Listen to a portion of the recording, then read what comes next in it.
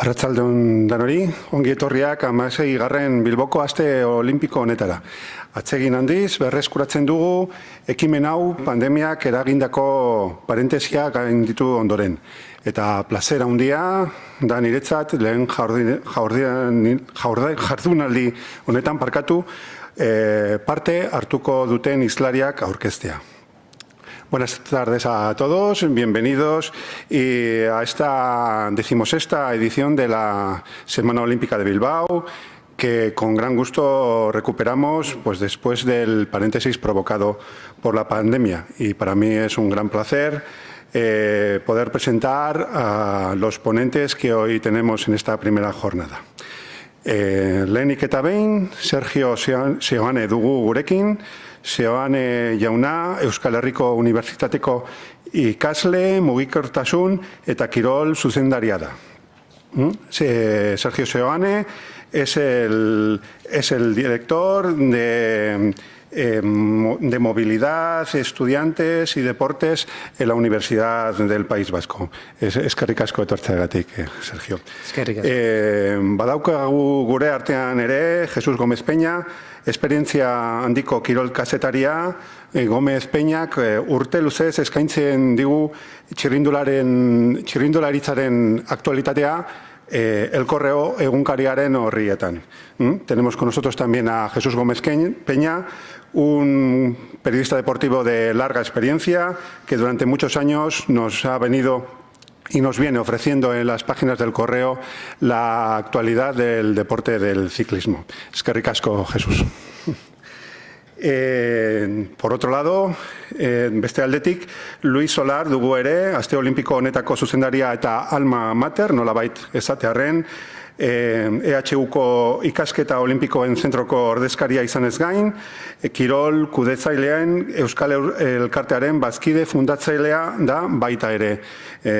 Por otro lado, tenemos también a Luis Solar con nosotros, es el director de esta Semana Olímpica y alma mater de ella, y también representante del Centro de Estudios Olímpicos de la Universidad del País Vasco y también de CAIT, de la Asociación Vasca de Gestores Deportivos.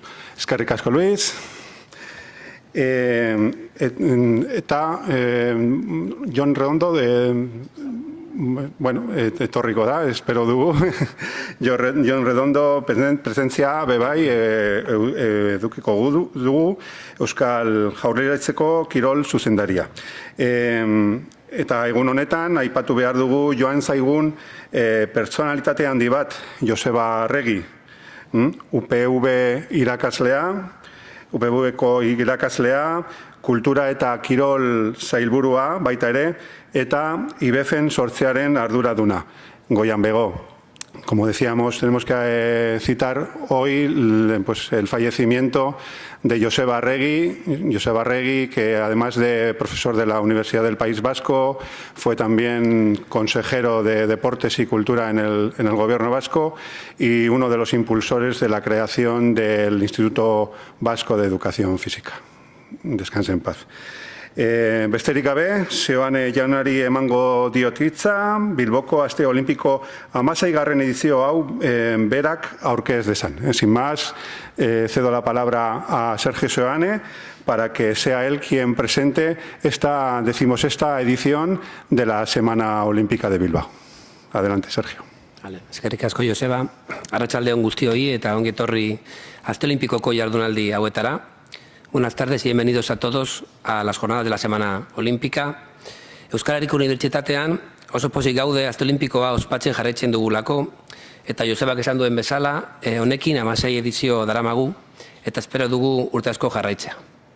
Como decía, llevamos 16 ediciones de Semana Olímpica y esperamos que sigamos muchas más reuniéndonos en torno al mundo del olimpismo.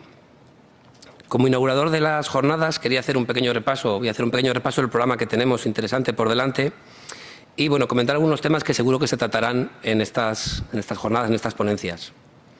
En el día de hoy, como ha comentado Joseba, tenemos 3 charlas. La primera de ellas a cargo de Jesús Gómez Peña, periodista del Correo, que se centrará un poco en la gran peculiaridad que han tenido estos Juegos Olímpicos. El haberse celebrado un año tarde y el haberse celebrado a puerta cerrada. Son 2 características que no han tenido otros Juegos.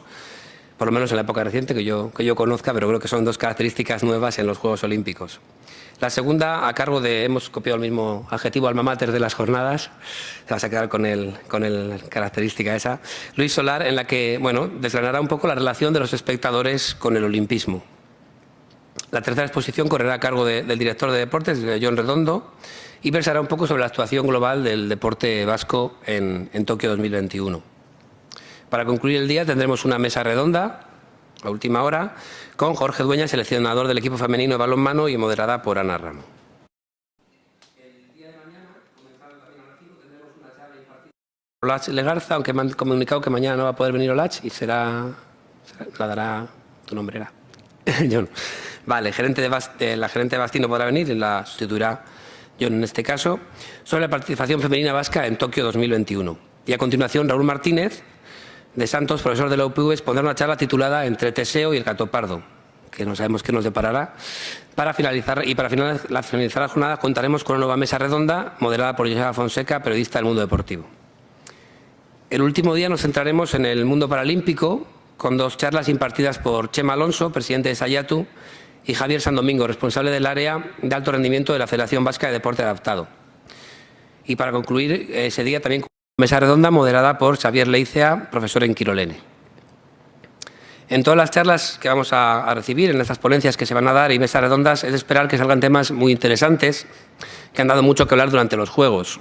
Evidentemente, el aspecto de los espectadores, el tema del no haber espectadores será uno de ellos, pero bajo mi punto de vista hay otros dos aspectos que han sido bastante curiosos, o bastante, por lo menos, de actualidad durante los Juegos, como han sido el estrés en los deportistas, con el caso conocido de Simone Biles, que bueno, siempre se ha dado en los deportistas de alto rendimiento este estrés, pero quizás el haber sido una persona tan carismática o tan popular como esta gimnasta, pues ha dado mucho más que hablar y es un tema que supongo que saldrá a lo largo de las mesas redondas.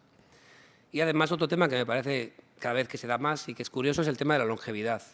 Cada vez tenemos más atletas en la cuarentena o incluso en la cincuentena, como puede ser el caso de Suso García Bragado, que pasa esa cincuentena, y se han visto también la atleta, una gimnasta brasileña, también apareció con una edad de 46 años, y bueno, pues tenemos cada vez más atletas en edades avanzadas, lo cual, bueno, pues muestra un poco la evolución del deporte hacia esas edades también. Para ir concluyendo, bueno, antes de terminar quería comentar que ayer oí una cosa y me han comentado también, ¿no? Y ayer oí esta cosa en el acto que tuvimos para los Olímpicos, el reconocimiento que hizo la Universidad del País Vasco para los Olímpicos y Paralímpicos en la Plaza Arriaga, que Luis Solar quiere dejarnos y abandonar la organización de las jornadas. Yo no lo sabía hasta ayer. Supongo que será un rumor que no se va a llevar a cabo. Bueno, yo le pediría que, al igual que muchos deportistas que también pensaban que iban a ser los últimos Juegos Olímpicos estos, y con esto de que son 3 añitos solo hasta la siguiente van a aguantar, pues sí que te pediría que hagáis el último esfuerzo para ver si llegamos hasta París y nos vemos después de París 2024 por aquí. Tú verás. De todas formas, sea cual sea la decisión que tomes, agradecerte enormemente tu dedicación a estas jornadas, desde su inauguración desde su inicio hasta ahora, y estoy seguro que aunque no organices, seguro que estarás por aquí para honrarnos con tu presencia. Vale, eta honekin bukatzen dut, eskertzen antolatzaileei, eta esaten hemen edo etxean zaudetenei, espero dudala jardunaldi hauek zuen gustoko izatea. Eskerrik asko, y cedo la palabra al siguiente ponente que va a presentar Joseba. Eskerrik asko, Sergio. Orain, Jesus Gómez Peña, Kirol kazetariak, azken joko olimpikoak ikuspuntu berezi batetik aztertuko dizkigu. Tokio ospakizun berantiarra eta ateak itxita hitzaldian. A continuación, el periodista deportivo Jesús Gómez Peña nos ofrecerá una perspectiva especial y diferente de los Juegos Olímpicos celebrados en Tokio en su ponencia Tokio, una celebración tardía y a puerta cerrada. Aurrera, Jesús.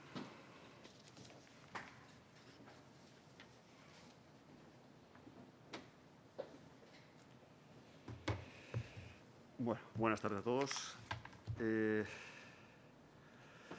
Bueno, primero os explico un poco cuál ha sido mi trayectoria olímpica. Yo empecé en Atlanta 96 haciendo las clasificaciones para el correo. Era, digamos, el último de la redacción y me dedicaba a coger teletipos cuando entonces se hacían los periódicos a base de esperar a que llegaran los resultados. Me pasó lo mismo o algo muy parecido en Sydney, y luego he estado en cuatro juegos presenciales, desde Atenas hasta Río. Y estos últimos, como ya me he hecho mayor, pues ya ha ido un compañero más joven, con más fuerza, con más vigor y probablemente con más ganas, ¿no? Y más talento. Entonces, lo primero que quería deciros es que los Juegos Olímpicos en los medios de comunicación tradicionales e incluso en los periódicos deportivos, tanto aquí en el País Vasco como en España, son, ya sé que cada 4 años tiene una fecha fija, este año ha sido el 5º, pero para nosotros es como una sorpresa, nos llegan de sopetón. Llega el mes de agosto y de repente los Juegos Olímpicos. Claro, se ha ido todo el mundo de vacaciones, el fútbol está de capa caída, no hay... Es el mes de menos audiencia en los periódicos y te caen los Juegos Olímpicos. Y entonces se empieza a decir que hay que hacer un suplemento, te empiezan a mandar cosas, somos 4 gatos y tenemos que hacer de todo. Eso, que puede parecer un problema, al final acaba siendo una bendición, porque yo, en mi caso particular, que hago habitualmente la información sobre ciclismo, hago el Tour de Francia, el Giro, la Vuelta, son campos en los que yo me muevo más o menos bien. Pero claro, de repente te mandan a los Juegos Olímpicos y te toca hacer, pues os pongo un ejemplo. Estoy en mi 3er día, por ejemplo, en Pekín, y me llaman y me dicen: oye, Jesús, que hay un tío de Madrid que se ha metido en la semifinal de esgrima, de sable, de florete o de cuchillo o de tenedor, no sé de qué se ha metido, ¿no? Pues para allí a todo correr. Vas allí a todo correr, no tienes ni idea. Tienes un consuelo. Nadie tiene ni idea. De los que están allí, todos los periodistas están todos como tú. Entonces todo el mundo pues, pregunta obviedades, cositas. Oye, ¿esto de qué es? De sable. Ya. Bueno, de sable. Bueno, pues de sable. Empiezas a mirar un poco, ya había internet, ya más o menos te mueves bastante bien. Recuerdo que había leído El maestro de esgrima, que me sirvió para alguna cosa de esas. Y luego tienes la bendición de que los deportistas olímpicos, muy alejados, por ejemplo, del mundo del fútbol o del mundo de los grandes deportes profesionales, suelen ser encantadores. Son conscientes de que la gente que les está preguntando no tiene ni idea, y ellos dan una clase, en las ruedas de prensa dan una clase casi magistral sobre los datos básicos, que además generalmente tienen una gran historia detrás. Y luego te queda un producto muy digno. Ya digo que con una audiencia en los medios de comunicación, los Juegos Olímpicos, bastante pequeña, sobre todo por la fecha, porque es agosto, la gente está de vacaciones y es complicado. Bueno, antes de estos Juegos Olímpicos, la pregunta era si había que hacerlos, por el tema de la pandemia. Yo siempre he sido partidario de que los Juegos se hicieran. Si había que retrasarlos un año, pues no, bueno, pues es un mal menor. ¿Por qué? Pues porque primero la experiencia que yo tenía, por ejemplo, en el ciclismo, me quito igual esto, ¿no? Sí. La experiencia que yo tenía en el mundo del ciclismo es que es mejor el Tour sin público que la ausencia del Tour. Con el fútbol pasaba lo mismo. Es mejor que haya un partido en San Mamés sin público que simplemente no haya fútbol. ¿Por qué? Pues porque el entramado económico e incluso los planes deportivos se pueden cumplir. Falta la esencia, falta ese alma que tiene un estadio olímpico, pero por lo menos sigue el ciclo y pasamos, porque al final los Juegos Olímpicos han sido una especie de paralelismo con la vida que hemos tenido nosotros, tanto laboral como personal. Hemos estado un año confinados, hemos estado aislados, hemos tenido muchos problemas para comunicarnos, pero hemos salido adelante. Los Juegos Olímpicos igual. Yo siempre he sido partidario. Eso casi como aficionado. Luego había, evidentemente, una prueba casi de fe, de coraje del movimiento olímpico para salir adelante, que creo que se ha cumplido. Creo que la gestión de los Juegos ha sido la gestión de un caos por el tema sanitario y que se ha llevado de una forma, yo creo que correcta y diría que incluso casi ejemplar en muchos casos. La burbuja ha funcionado muy bien. Por los testimonios de compañeros que han estado en Tokio, ellos estuvieron prácticamente aislados 14 días del apartamento o del hotel, iban siempre en burbuja a los centros deportivos sin tener relación con la población. Cuando pasaron esa cuarentena ya sí pudieron salir, tomar el metro, cenar en algún sitio, ya en teoría había pasado un poco el periodo de incubación. Y yo creo, bueno, hay datos de 300, 400 casos positivos en una población de miles de personas, solo deportistas eran 11.000. Creo que la burbuja ha funcionado muy bien.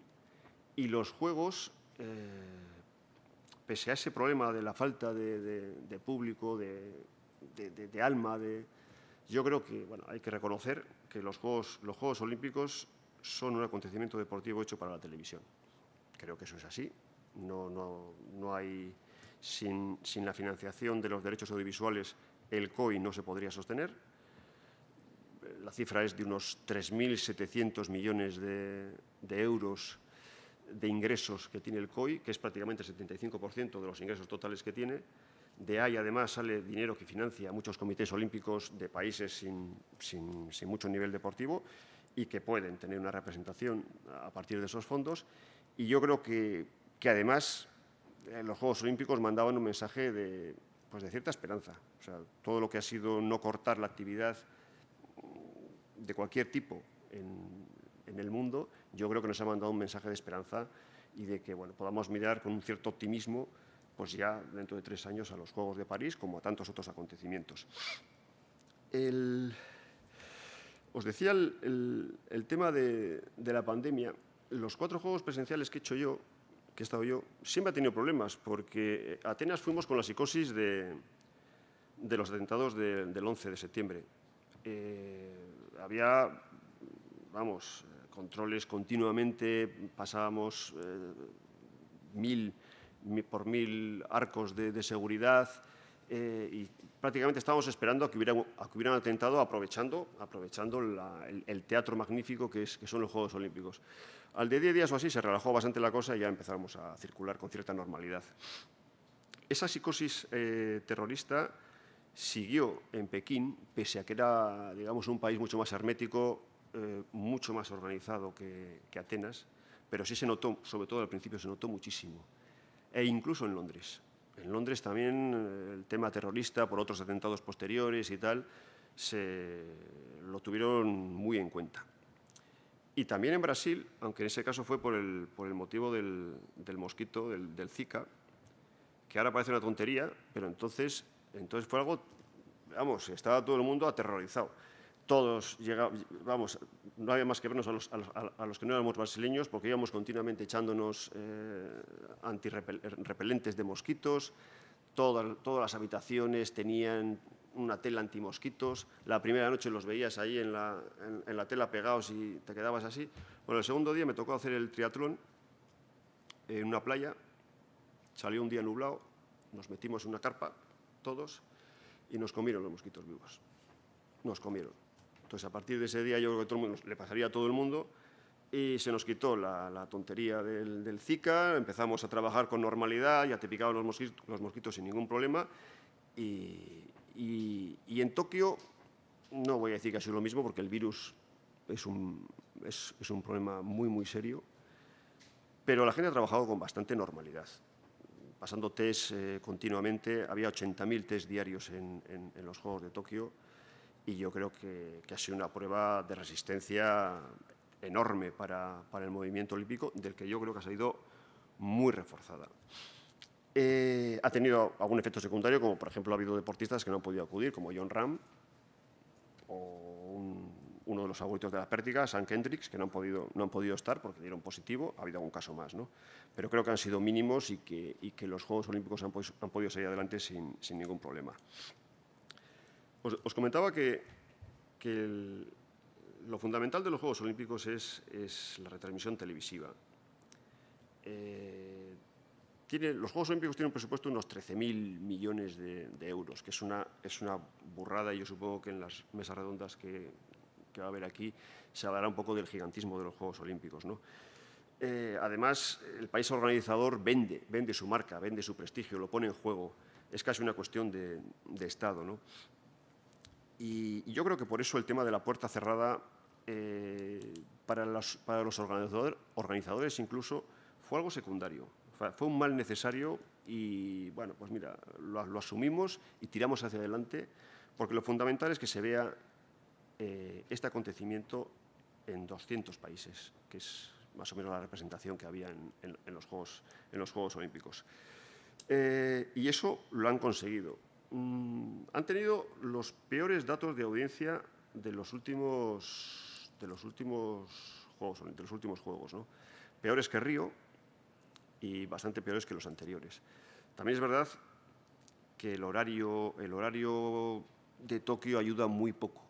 El horario de Tokio, aquí te pillan los grandes acontecimientos de mañana, de mediodía, y era muy complicado, salvo Estados Unidos, que tenía, digamos, un poco los horarios a la carta con sus deportistas más importantes o sus equipos.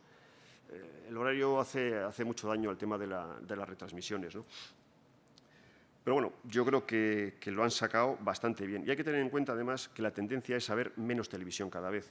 No porque se vea menos, sino porque se ve de formas distintas. Hay plataformas, los juegos anteriores, y sobre todo hace 8 años, pues Netflix era residual, o un montón, Amazon Prime, no había. Y ahora hay muchísimas cosas.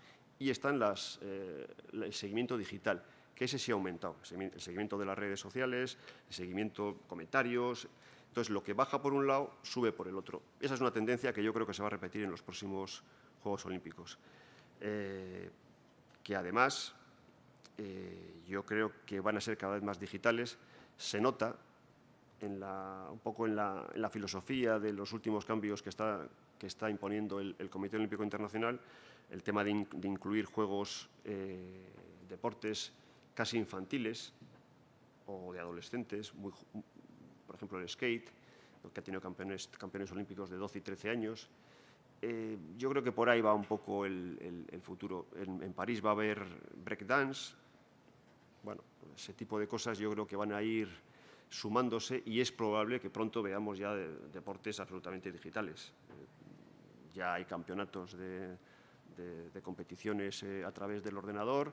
Y creo que el Comité Olímpico Internacional no va a dejar escapar esa beta, porque además tiene un dato, en el dato de las audiencias televisivas hay un dato que creo que es muy revelador. El máximo seguimiento, por ejemplo, en España, ha sido del segmento entre los 46 y entre los 44 y 64 años. Ese es el espectador medio, sobre todo el mayoritario de los Juegos Olímpicos, mayoritariamente hombre además. Y eso es un mercado muy reducido y ellos quieren ampliar, quieren buscar pues, con el baloncesto de 3x3, con deporte urbano, con un montón de novedades. Quieren empezar a abrir ese camino que yo creo que va a acabar en el deporte digital, tarde o temprano. Veremos campeones con una especie de PlayStation, jugando con un ordenador. Veremos campeones olímpicos de eso sin ninguna duda. En cuanto a las audiencias en España, han sido curiosas. Han sido bastante pobres, entre otras cosas por el horario, y luego por el mal endémico del deporte español, que es el dominio absoluto del fútbol. De las 10 retransmisiones más seguidas de los Juegos Olímpicos, 8 fueron el fútbol. El acontecimiento más visto fue el España-Brasil de la final, con diferencia, 5 millones y pico de espectadores. Y del deportes ajenos al fútbol, lo más visto creo que está en octava posición, que es la final de salto de longitud del Napeleiteiro, que tuvo 1.800. El fútbol, que es un deporte que a mí me gusta mucho, pero que lo ves en el escaparate de los Juegos Olímpicos y es probablemente de los más tediosos, con lo rápido que son otro tipo de pruebas, y sin embargo la audiencia es fiel al fútbol de una forma mayoritaria y le da igual que el partido sea 0-0, da lo mismo. El fútbol es absolutamente imbatible. De hecho, los últimos días de los Juegos, os hablo desde el punto de vista periodístico, se los comió Messi. O sea, coincidió la marcha de Messi del Barcelona y desapareció en los Juegos Olímpicos de las portadas, no de los deportivos, sino de todos los periódicos del ámbito nacional. Se fueron todos a segunda fila y estaba en el momento álgido el último fin de semana de los Juegos y, sin embargo, Messi se lo comió absolutamente todo, no solo aquí, o sea, fue en l'Équipe, fue en toda la prensa internacional, que es un poco lo que le pasa también, yo creo, que al deporte aquí, que se centra demasiado en el fútbol. Nosotros, de hecho, la estructura de la sección de deportes del Correo es básicamente fútbol. Hay un tío que se dedica al baloncesto, yo que me dedico al ciclismo, pero que también hago cosas de fútbol, y luego hago un colaborador que hace pelota, otro que hace remo, pero el resto de la sección hace fútbol. Por eso cuando llegan los Juegos Olímpicos no tenemos especialistas prácticamente en nada. Tenemos que andar preguntando y pegando palos de ciego, que es lo habitual, ya digo, no solo nosotros, sino en general, ¿no? Luego hay, ha comentado mi antecesor en esta charla, ahí han aparecido nuevos temas en los Juegos Olímpicos. Yo creo que la ausencia de iconos como Bolt o como Phelps dejó un poco un campo ahí vacío, ¿no? Y la elegida iba a ser Simone Biles, ¿no? Por ser quien es, por lo que representa, porque es un personaje absolutamente mediático y deportivamente muy brillante, muy brillante. Es una deportista que está explorando nuevos techos, ¿no? Está saltando continuamente sus barreras y va a batir pues, todos los récords, y va a conseguir un nivel, digamos, de mito, ¿no? Que haya, digamos, surgido esta fractura psicológica, esta fisura, hizo inmediatamente que todos los medios de comunicación se centraran en ella, ¿no? También hubo críticas, porque siempre las hay, sobre todo que hay redes sociales, y hubo, por supuesto, contrarréplica a esas críticas, ¿no? Creo que en eso los Juegos Olímpicos están supuesto un escaparate muy importante para aflorar un tema que estaba ahí, porque, por ejemplo, Phelps también tuvo depresión, tuvo muchos problemas y volvió. No es nada fuera de lo común. Es muy habitual en el deporte de élite tener una presión excesiva que al final, bueno, cuando ves que un personaje como Simone Biles lo saca, lo comenta y lo pone en la calle, digamos que y es así, ayuda a muchísima gente. Hubo también un deportista trans por primera vez, casos de refugiados que no son nuevos, pero que digamos, afloran temas que son ajenos al deporte, pero que el deporte no puede vivir ajeno a ellos, ¿no?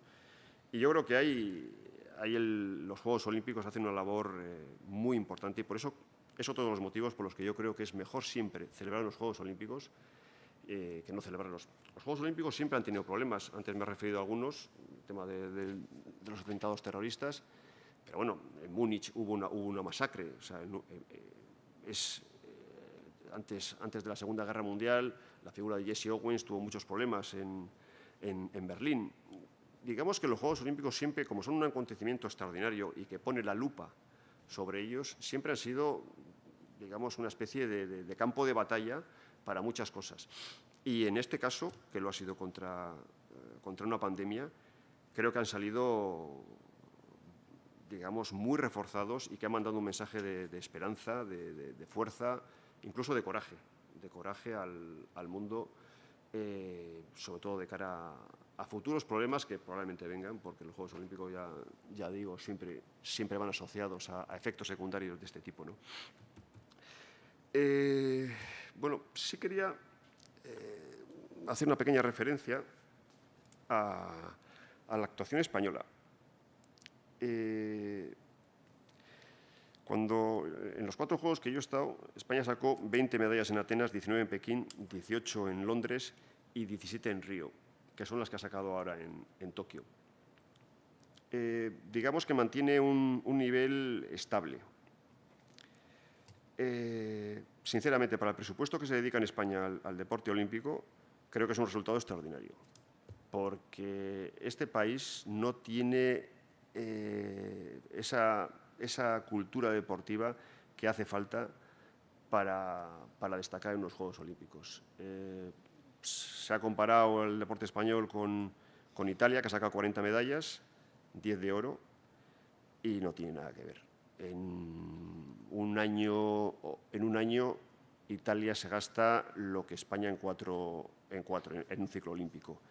Tiene a sus deportistas prácticamente viviendo de la administración como funcionarios, bien de seguridad, bien militares, bien policías, bien de servicio de aduanas, con libertad de horarios para entrenar, con una fuerte inversión en centros de alto rendimiento, que creo que es vital, porque los deportes, salvo la media docena de deportes muy profesionalizados que viven de los grandes patrocinios, el resto sí que es cierto que vive de los comités olímpicos internacionales, de las subvenciones y, por supuesto, del esfuerzo de los deportistas, ¿no?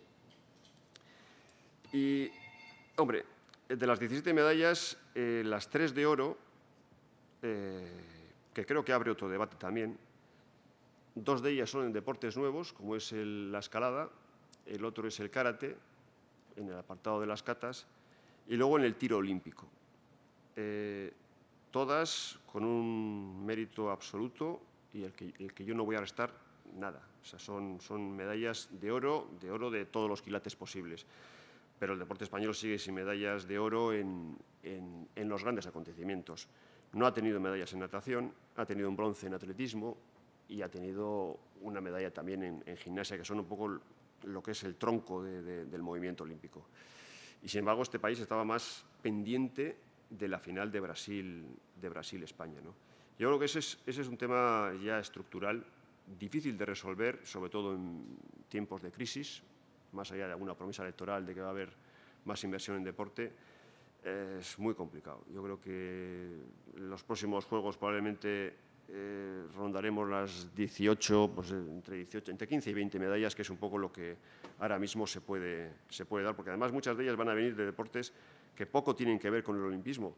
Pues la medalla, por ejemplo, en este caso no se produjo, ¿no?, pero que se produjo otras veces, la medalla de Nadal en tenis poco tiene que ver con el olimpismo, o las medallas de los futbolistas, o las medallas de los jugadores de la NBA que juegan con España. Es complicado sacar de ahí mucho más, ¿no?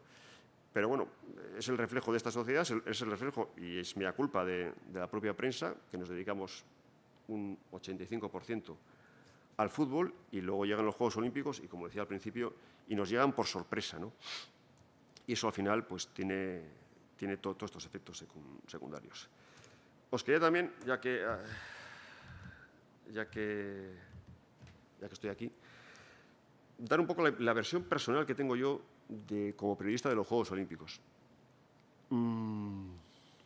Y lo representaría en la final de los 800 metros de los Juegos de Londres. En Londres me tocó cubrir el atletismo. Yo de atletismo sé lo justo, o sea, y soy generoso diciendo que sé lo justo. Entonces, vas a los Juegos Olímpicos, hombre, evidentemente de Bolt has leído muchísimas cosas, le has visto ganar la de 100 metros, luego ganar la de 200, ganar el relevo y sabes, te has leído 200.000 cosas y ya eres casi, bueno, ya empiezas a controlar de Bolt y de algún otro más. Y recuerdo una tarde-noche en Londres, ir al Estadio Olímpico y ya ir en el metro, y la gente ya iba como un partido de fútbol, como una final de Copa de Fútbol. Iba excitada, nerviosa, comentando. Y ese día se corría la final de los 800 metros libres. Y el favorito era un keniano, David Rudisha, del que yo no sabía prácticamente nada. Entonces, yo llegué al estadio, ya empecé a ver que la final de los 800 metros era lo importante. Empecé a mirar cosas, a leer. Había leído la historia de Rudisha, una historia muy peculiar, muy peculiar. Y entonces llega la final de los 800 metros y se produce ese silencio del Estadio Olímpico, no es el silencio este de la puerta cerrada que se ha vivido, ese silencio expectante ante un acontecimiento que se prevé histórico. Y ahí te das cuenta de que, no recuerdo cuánta gente entraba en el Estadio Olímpico de Londres, voy a poner una cifra de 80.000, no lo sé, no recuerdo ahora.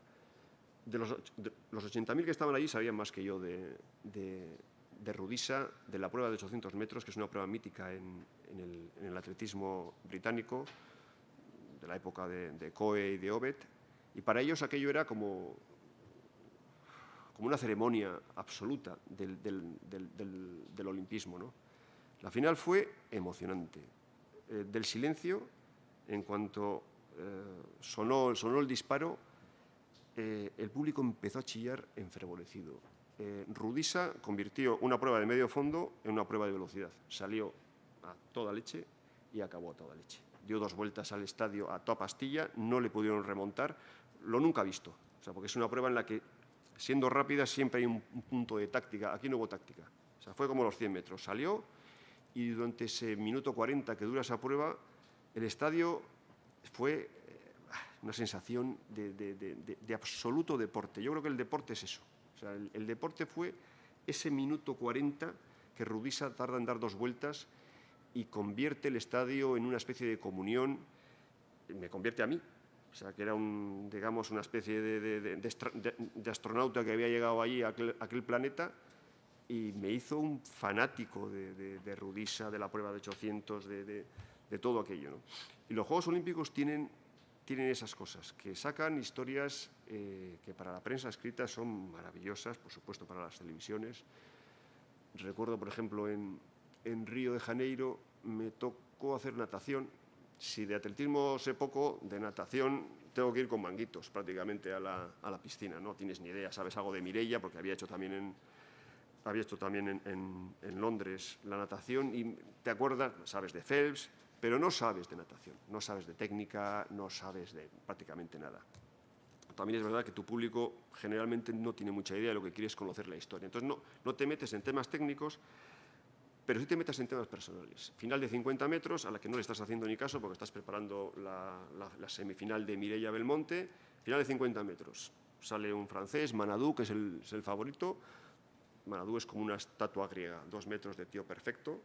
Tal, era el favorito, le daba a todo el mundo como favorito, sin más. Bueno, no gana. Son 50 metros, que es un suspiro. Y gana un americano. Bueno, un americano, Anthony Erwin. Ni idea. Tal, empiezas a mirar un poquito, tiene 35 años, coño. Qué raro una prueba de velocidad de 50 metros, que es casi de 20añeros, un tío de 35 años. Qué curioso y tal. Coño, se había sido oro en Sydney 16 años atrás. Y digo, joder, qué extraño. Y empiezas a mirar. Y resulta que el tío que había ganado el oro en Sydney, pues es un tío que luego pues, la vida le dio muchas vueltas, sobre todo hacia abajo. Acabó tirado en la calle, vendió su medalla de oro, la subastó por solidaridad con las víctimas de un tsunami, acabó metido en drogas, prácticamente tirado y, bueno, pues ayudando a otros niños, a unos niños a nadar, a empezar a salir, digamos, de la mala vida y a través de la piscina, él volvió a nadar. Se presentó en los Juegos de Londres, hizo quinto y cosas de la vida. El francés Manadou no tuvo su mejor día, algún otro tampoco, y él pues tuvo pues, el día perfecto, porque esos son, no recuerdo cuántas brazadas son, pero son justas, es como, prácticamente como un salto de altura. Si te equivocas en una cosa, fuera. Y fue campeón olímpico con 35 años. Esa es una historia que está allí y que, claro, si son de esas hay, cada vez que das una patada en una prueba salen historias de esas, ¿no? Y, bueno, enlazo esto, historias de esas tengo afortunadamente bastantes, ¿no? Yo estuve, por ejemplo, en la medalla de oro de Samuel Sánchez en Pekín, que esa me tocó muy cerca porque Samuel Sánchez nos conocemos del ciclismo de toda la vida, desde que empezó, y no era favorito. Aquel mundial, aquel campeonato olímpico se celebró en la muralla china, se celebró también a puerta cerrada porque no había nadie. O sea, no había nadie. Ahí la muralla china está muy lejos del centro olímpico de Pekín y los chinos prácticamente no tienen cultura deportiva. Ellos son muy buenos porque lo consideran el deporte una especie de factoría de prestigio nacional y meten muchísima gente en eso, pero la población no tiene una cultura deportiva general, salvo en 2 o 3 deportes, ¿no? Y el ciclismo no les interesaba absolutamente nada. Entonces ahí estábamos solo los periodistas y 4 aficionados que eran voluntarios, que eran como de atrezo. Los habían puesto allí pues, para que no pareciera que... Y aquel campeonato, que había la selección española tenía un gran equipo, pues al final se metieron, creo que eran Rebelín, Kolovnev, les estaba cogiendo Cancelara y Samuel. Y yo deseando que no cogiera Cancelara porque, bueno, por lo menos teníamos el bronce. Y en el sprint va y gana Samuel, ¿no? Y... O sea, yo no me suelo implicar mucho con los deportistas porque, bueno, pues, uno intenta ser profesional y no... Pero claro, me escuché a mí mismo gritando, era el único que gritaba allí, ¡Samuel! Es como un loco y tal. Y Samuel me miró a mí, claro, era prácticamente el único aficionado que estaba allí suyo y tal, y recuerdo el gesto que me hizo fue de, como diciendo, la que he armado. O sea, la que he armado. Y esas cosas que luego nos hemos reído mucho él y yo a cuenta de eso, ¿no? Y pues te quedas con esas cosas de los Juegos Olímpicos que yo creo que están muy bien. Y 1:30, no sé si tengo tiempo para una cosita más o... Sí, un poquito. Y luego sobre el tema de la puerta cerrada, sí quería terminar poniendo el antepunto a los Juegos de Londres. Fueron los Juegos de Río. Los Juegos de Río a mí han sido los que menos me han gustado. La organización fue bastante deficiente. De hecho, cuando llegamos había cosas sin terminar. La estación de autobuses en la que todos los periodistas cogimos los autobuses para ir a cada sede estaba sin terminar. Era todo un poco cogido, todo un poco con pinzas, ¿no? Y me tocó también hacer atletismo y, bueno, uno de los personajes del atletismo que más me atrae es un francés, saltador de pértiga, Lavillenie, que es un tío más o menos de mi altura y que es ha sido capaz de batir el récord de Bubka, pelea contra portentos de casi 2 metros y les ha podido, y había sido campeón y, bueno, era un mito ya, ¿no? Y en la final de pértiga, bueno, en las finales olímpicas de Río, se llenó el estadio cuando iba Bolt y poco más. Había días que estaba un tercio de entrada, poco más. Y se veía que era gente que no tenía mucha idea. Y en la final de pértiga, Lavillenie, que francés, llegó a los últimos saltos frente a un brasileño, Da Silva, también muy bueno. Y se produjo lo que nunca pasa en un estadio olímpico. Y es que cada vez que Lavillenie se preparaba para hacer un salto, el público le silbaba, le insultaba, empezaban a hacer como en el baloncesto, así, para molestarle. Y le desquiciaron. Era un público, entre comillas, y que si suena mal, que suene mal, era un público futbolero que quería que ganara el brasileño y quería que perdiera el francés.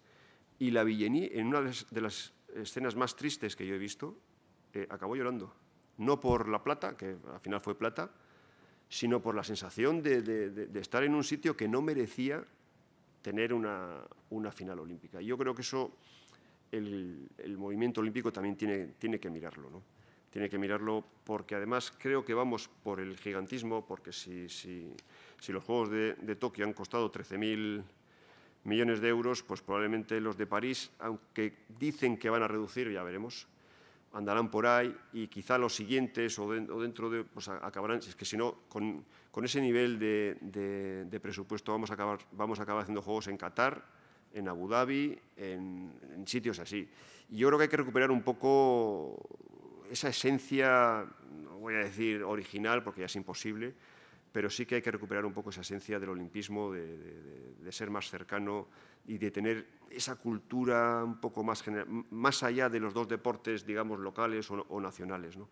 Que es un poco lo que yo creo que ha faltado. Bueno, no, es un poco lo que quería contaros de mi experiencia olímpica.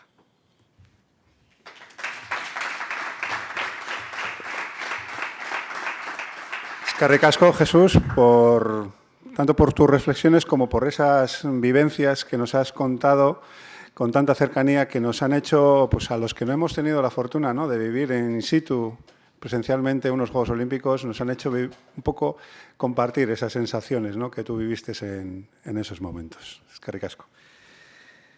Bueno, eta orain, kirolaren eta ikuslearen arteko harremanean fokoa jarriko dugu ere, Luis Solarrekin. Baina ikuspegi zabalago batekin. Historia eta filosofia arloetan murgilduz. Olimpismo eta ikusleak izenburuko hitzaldian. Como comentaba, pues ahora vamos también a poner el foco en esa relación entre el olimpismo y los espectadores y el público, de la mano de Luis Solar, pero con una perspectiva un poco más amplia que se introduce, se sumerge en el ámbito también de la historia, de la filosofía, de todo el movimiento olímpico, con la conferencia Olimpismo y Espectadores. Luis, todo tuyo.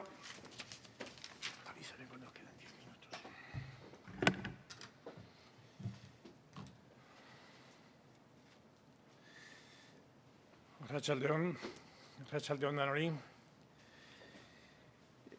Buenas tardes a todos. Me ha encantado escuchar las intervenciones anteriores porque entroncan bastante con algunas de las cosas que quiero comentar y que quiero plantear en esta charla. He querido ilustrar la carátula de esta presentación con dos fotos del Estadio Olímpico de Atenas, primeros Juegos Olímpicos, y en el que participaron 14 países y muy poquitos atletas, muy poquitos deportistas, y una foto del estadio de Tokio para los Juegos de 2020 que se han celebrado en el 21. Bueno, este es el guión de lo que seguiré en esta charla. Pero quiero empezar con una reflexión que yo creo que es bastante oportuna y más en este momento y mucho más después de haber oído las últimas palabras del conferenciante anterior, que me han encantado, por cierto. Los Juegos Olímpicos actuales, los que conocemos, los Juegos Olímpicos modernos, nacieron hace 125 años exactamente, en Atenas en 1896. Es decir, 125 años exactos. Pero era una rememoración muy tácticamente buscada por Coubertin, su creador, de los Juegos Olímpicos clásicos. Los Juegos Olímpicos clásicos, los que se celebraban en Olimpia siempre, aproximadamente tienen su origen, porque no está tan claro, pero aproximadamente en el siglo VIII a.C. y se acaban en el siglo IV después de Cristo. Es decir, duraron aproximadamente 1200 años. Nacen bajo la cultura griega y acaban en el Imperio Romano, celebrándose siempre en Olimpia, pero bajo el dominio del Imperio Romano, con la cultura griega superada por el vencedor que era el Imperio Romano. Los Juegos Olímpicos clásicos no tenían prácticamente espectadores. Eran exclusivamente los deportistas los que competían. Estaban prohibidos a los esclavos, que eran la mayoría, y a las mujeres. Eran exclusivamente para los seres libres hombres. Es decir, eran unos juegos sin espectadores prácticamente. También es cierto que no se parecían mucho a los actuales, eran prácticamente una ceremonia religiosa, o tenían que ver mucho con una ceremonia religiosa. Era una ofrenda a los dioses para que la próxima Olimpiada fuese fructífera. Olimpiada 4 años, se celebraba cada celebración era el comienzo de una nueva Olimpiada, era una ofrenda a los dioses. Los Juegos clásicos terminan 1200 años después, es decir, 12 siglos después, terminan bajo el Imperio Romano en el que solamente compiten los esclavos y solamente son libres los espectadores. Es decir, se ha dado la vuelta a la tortilla totalmente. El que compite es el gladiador, que compite por necesidad para salvar su vida, el que compite es el cristiano contra el león o el gladiador contra el león, contra un animal. Es decir, se va haciendo cada vez un espectáculo más heavy porque al que hay que contentar es al ser libre, es el que está en la grada. Es decir, se pasa en estos 1200 años, que no son pocos, se pasa de que el ser libre es el que compite, el ser libre está en la grada y el esclavo es el que compite. Es decir, se había creado unos juegos exclusivamente para espectadores y muy dominados por los espectadores. Estos juegos acabaron porque sus excesos así aconsejaron su fin. Teodosio IV acabó con los Juegos Olímpicos porque era un espectáculo sangriento y bastante denigrante. Esto a forma de introducción. ¿Cómo nace el nuevo olimpismo? El nuevo olimpismo nace como una idea pedagógica, como una idea puramente pedagógica. Y nace para introducir o tratar de introducir el deporte en el sistema educativo francés en principio y universal posteriormente. Esa es la gran idea de Coubertin. La gran idea de Coubertin era lograr introducir el deporte en el sistema educativo francés. Es una historia que no tendré tiempo de contar en este momento, pero básicamente a él lo que se le pide es una modificación, una propuesta de modificación del sistema educativo francés en un momento en que Inglaterra y Alemania sobrepasan económicamente a la Francia del siglo XIX, de la segunda parte del siglo XIX, que había sido todopoderosa a principios del siglo y que al final del siglo ya no lo era tanto. Y como siempre que las cosas no van demasiado bien, se echa la culpa al sistema educativo. Pues en Francia pasaba lo mismo. Y en aquel momento a Coubertin se le pide una remodelación del sistema educativo francés. Y él trata de estudiar el sistema educativo o las modificaciones educativas que había en Inglaterra y en las universidades del este de Estados Unidos. Él al final lo que propone es él propone un sistema en el que la educación esté basada en una serie de aprendizaje de 5 valores, lo que él llama 5 valores básicos. Él piensa que el aprendizaje de los ríos y de los montes y de las matemáticas es necesario, pero que más importante es que se enseñe a los niños a tener iniciativa, que se enseñe responsabilidad, que se enseñe intensidad en el esfuerzo. Yo he puesto en esa foto, he puesto ahí los 5 valores de los que él habla en un libro que escribió que se llama Pedagogía Deportiva, lo escribió en 1925, muy posterior a lo que estoy hablando en este momento, pero bueno, él lo recoge después en un libro de 1920, escrito en 1921, Pedagogía Deportiva. Él propone, por tanto, algo que no era fácil de llevar al sistema administrativo, a la educación francesa, y que le cuesta mucho, porque le cuesta mucho convencer a la administración de que se haga un cambio profundo en el sistema. Sin embargo, consiguió organizar unos Juegos Escolares en París. Unos Juegos Escolares en París que en principio solamente afectaban a los colegios de los dominicos, porque se encontró con el padre Didon, un dominico que acepta la propuesta pedagógica de Pierre de Coubertin y monta unos Juegos Escolares en París solamente de colegios de dominicos. Posteriormente se unen algunos otros colegios privados, la enseñanza era privada y masculina exclusivamente, se unen algunos colegios privados más y montan los primeros, segundos, terceros Juegos Escolares en París. Pero aquello iba demasiado lento. Hay que tener en cuenta que a finales del siglo XIX, en Europa continental, funcionaban las escuelas de gimnasia, pero no el deporte de competición. El deporte de competición existía casi exclusivamente en Inglaterra y en Estados Unidos, en las universidades del este de Estados Unidos. En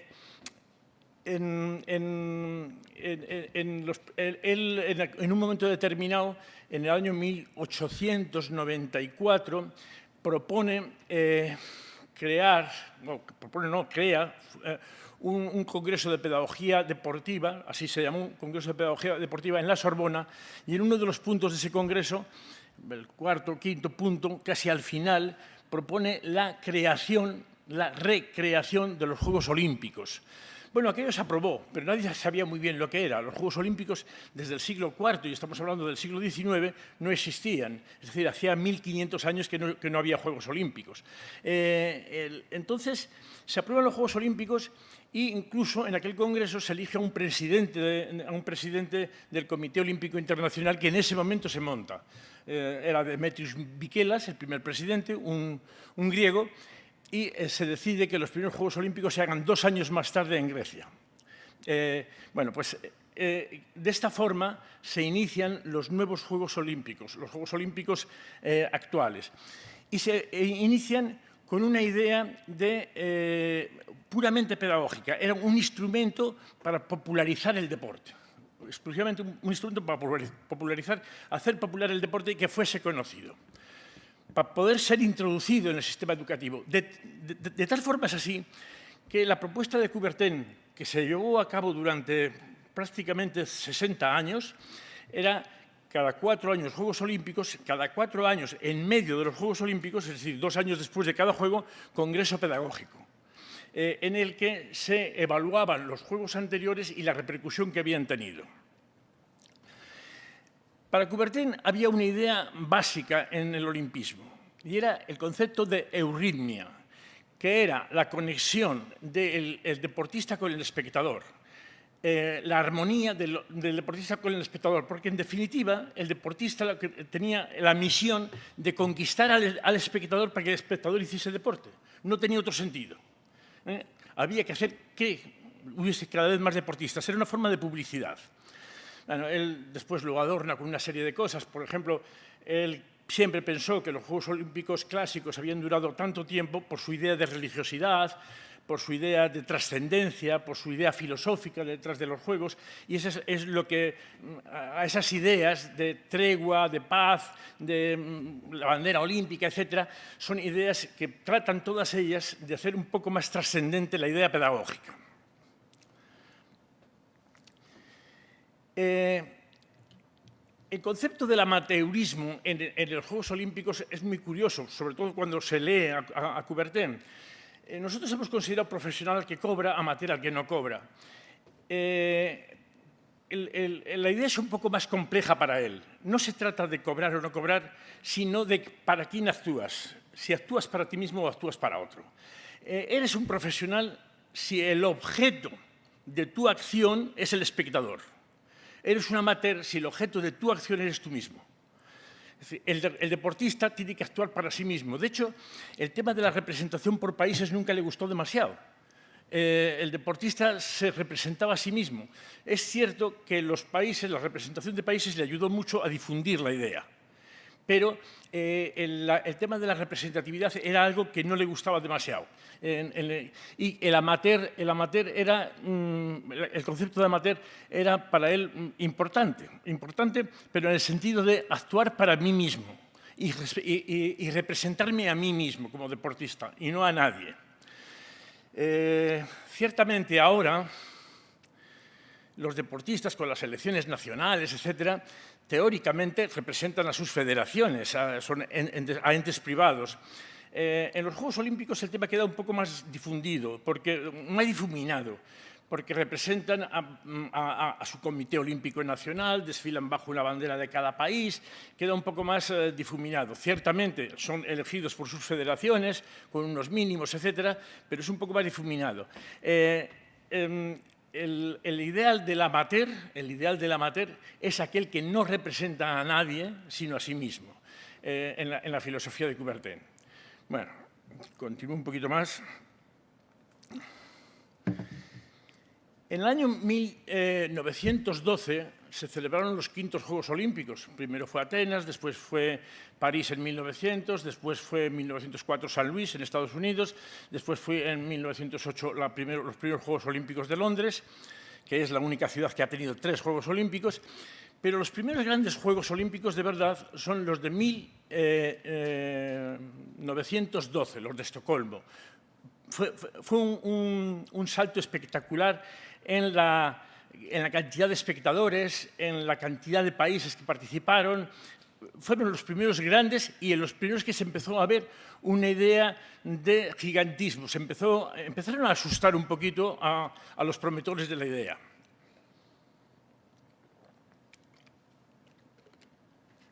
En 1913, al año siguiente de los Juegos, una reflexión que Coubertin hacía de cara al Congreso Pedagógico que vendría exactamente después, decía: el espectador es el gran enemigo del amateurismo y el principal agente del espíritu profesional. Desempeña un papel menor e impotente. Son frases textuales de Coubertin. Además, el olimpismo evoca, sobre todo desde el año pasado, se refiere a los Juegos de Estocolmo, el espectro de un nuevo tipo de profesionalismo que cabría denominar el profesionalismo patriótico. Eso sí que le asustaba de verdad. La antigua Grecia lo conoció y no sabemos bien si pudo solucionarlo. Las apariencias indican más bien que se acomodó a él como a un mal necesario. Considera la representación esa y como un mal del olimpismo. Unos cuantos años después, bastantes años después, en 1928, Coubertin ya era bastante mayor y ya había dejado, ya no era el presidente del Comité Olímpico Internacional, lo fue desde 1900, desde los segundos Juegos Olímpicos, desde 1900 hasta 1925. en el 28, exactamente 9 años antes de su fallecimiento, en el 37, volví a escribir sobre los espectadores diciendo: cuando se hayan puesto gradas para 40.000 espectadores, se querrá también llenar las curvas que atraen a la multitud, y para atraerla habrá que baquetearla. Y para legitimar este baqueteo habrá que lograr números sensacionales. Estaba claramente aludiendo a los excesos del deporte romano que acaba con los juegos. Es decir, terminaremos haciendo lo que sea para contentar a los espectadores. Y esto es un problema. Esto es, ya digo, pocos años antes de su muerte y ya fuera del Comité Olímpico. Los Juegos Olímpicos han tenido, como consecuencia de esa visibilidad y de esa búsqueda de espectadores permanente, que ya no son los 80.000 del estadio, pero sí son los 4.000 millones de espectadores mundiales que dicen que vieron la inauguración de los Juegos de Londres, por ejemplo, ¿no? Por televisión. Bueno, buscar los miles de millones de espectadores incluso, pues hemos tenido una serie de Juegos Olímpicos totalmente seguidos que han tenido situaciones que siguen teniendo, pero que ya no son tan nítidas quizás como lo fueron. En el 1936 fueron los Juegos Olímpicos de Berlín, con el gobierno del Tercer Reich. Cuando sube al poder Hitler, los Juegos Olímpicos habían sido concedidos a Berlín aproximadamente 2 meses antes del ascenso al poder de Hitler. Hitler estaba en contra de los Juegos Olímpicos. Estuvo en contra de la candidatura y estaba en contra de los Juegos Olímpicos. Incluso algunos de los principales ideólogos nazis, como Rosberg o como Steinberg, decían que, refiriéndose a los Juegos Olímpicos del año anteriores, de 1928 en Los Ángeles, lo calificaban de infame espectáculo judío. Hitler estaba, por tanto, era partidario de no hacerlos, de eliminarlos, de no hacer los Juegos Olímpicos que habían sido de retirar la candidatura de Berlín, aunque estaba ya decidida. Sin embargo, fue su ministro de propaganda, todopoderoso Joseph Goebbels, quien le convence de que hay que hacer los Juegos Olímpicos porque es una gran oportunidad de dar publicidad de la capacidad del gobierno nazi y de la pujanza de Alemania bajo el gobierno nazi a todo el mundo. De hecho, fueron los primeros juegos televisados, muy mal televisados, porque no se vieron más que rayas, dicen. De hecho, pasan por ser los primeros televisados los del 48 en Londres. Pero en realidad aquí ya hubo un intento importante de televisar los Juegos, en el 36. Y de hecho, la primera gran película sobre unos Juegos Olímpicos es de Leni Riefenstahl sobre los Juegos de Berlín. Es decir, fueron una gran publicidad. Y Goebbels consigue convencer a Hitler de que hay que celebrar los Juegos solamente por la publicidad que ha conseguido Italia ganando el Campeonato del Mundo de fútbol anterior. O sea, todo el mundo se ha enterado de cómo es Italia, de cómo está Italia, porque ha ganado un campeonato del mundo. Tenemos que celebrar los Juegos. Era pura publicidad nacional. Después de Berlín, y a causa de la Guerra Mundial, de la Segunda Guerra Mundial, hubo 2 ediciones de 2 Olimpiadas que no se celebraron. La que tendría que ser celebrada en el 40 y en el 44. Por cierto, la del 40 estaba designada a Tokio también. Bueno, pues no se celebraron. Y los siguientes Juegos Olímpicos son en el 48. Pura propaganda política también. Se celebran en Londres, país ganador, del eje ganador, y donde no participan ninguno de los derrotados ni Rusia.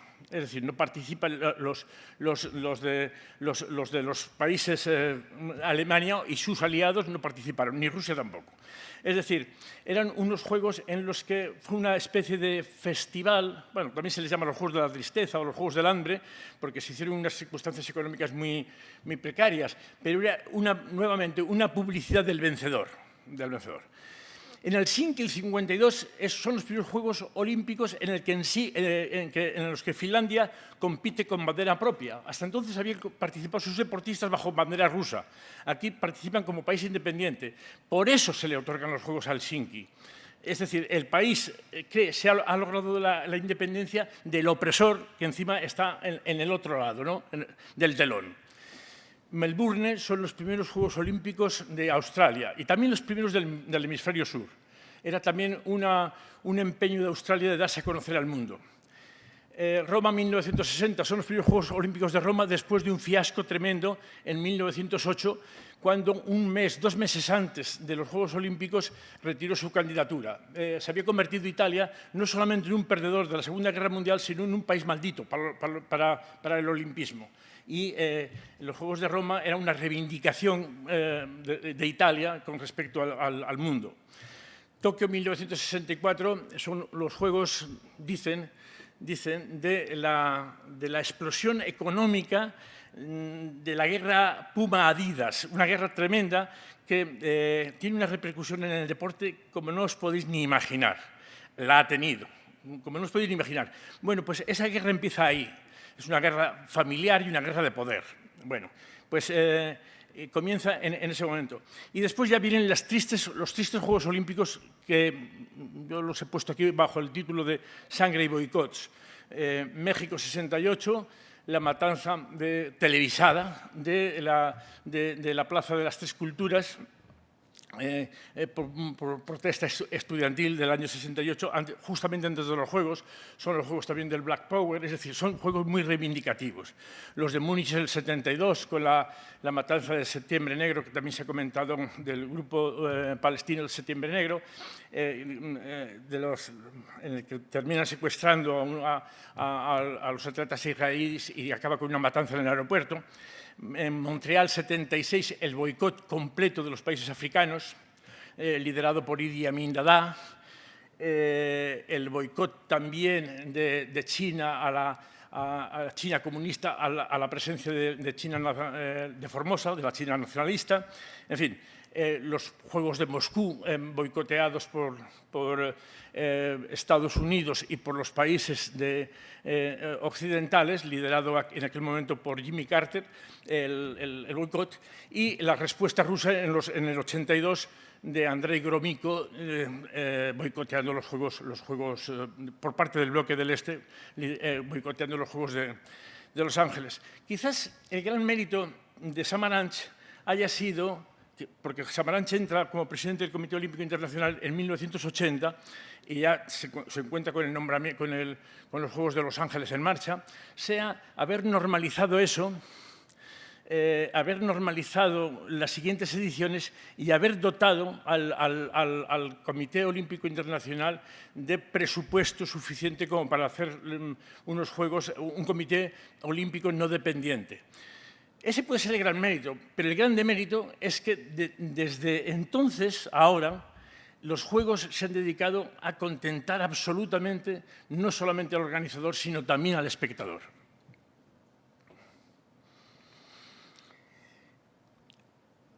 Un punto que quería destacar, lo han hablado también Sergio Seoane, Peña también, es lo que hemos llamado la inestabilidad mental en un momento determinado de algunos deportistas. Yo lo he representado aquí con 3 casos totalmente diferentes. El espectador parece que no influye decisivamente en el resultado. El calor del público puede existir, pero en Río se baten 19 récords olímpicos y en Tokio, sin espectadores, se han batido 19 récords olímpicos. Perdón, entre olímpicos y mundiales. Es decir, se han batido los mismos récords con espectadores que sin espectadores. Como espectador de los Juegos, bueno, yo he visto lo que he visto, pero, por ejemplo, en balonmano, que es el deporte que más he seguido, yo no he visto una merma de la calidad porque no haya espectadores en los estadios. He preguntado a algunos técnicos de baloncesto, sobre todo, y me dicen que no han notado una baja calidad en los Juegos por la falta de espectadores. Evidentemente, en natación y en atletismo el nivel se ha mantenido. Es decir, el espectador no es tan importante de cara al resultado. El final de la Liga del año pasado de fútbol aquí, que fue un final trepidante, a falta de 2 o 3 jornadas había 4 equipos que podían quedar campeones de Liga, sin espectadores. No restó, sin espectadores directos, me refiero, claro. No restó gran calidad. Sin embargo, sí se ha evidenciado los problemas que han generado o que genera un exceso de responsabilidad. El caso de la gimnasta norteamericana, que bueno, ha puesto de manifiesto un problema que ya no era nuevo, por supuesto.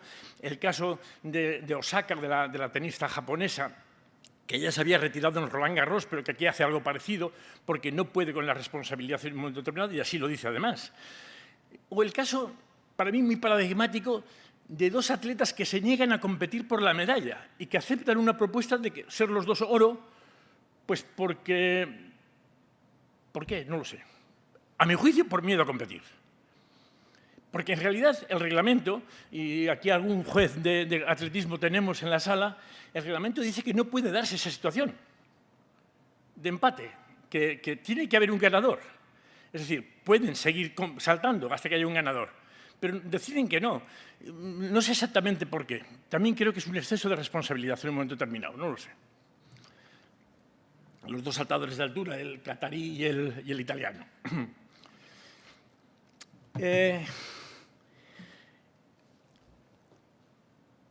Los Juegos de Tokio, dos juegos efectivamente aplazados y en puerta cerrada, se brindan, creo yo, a la reflexión en bastantes cosas.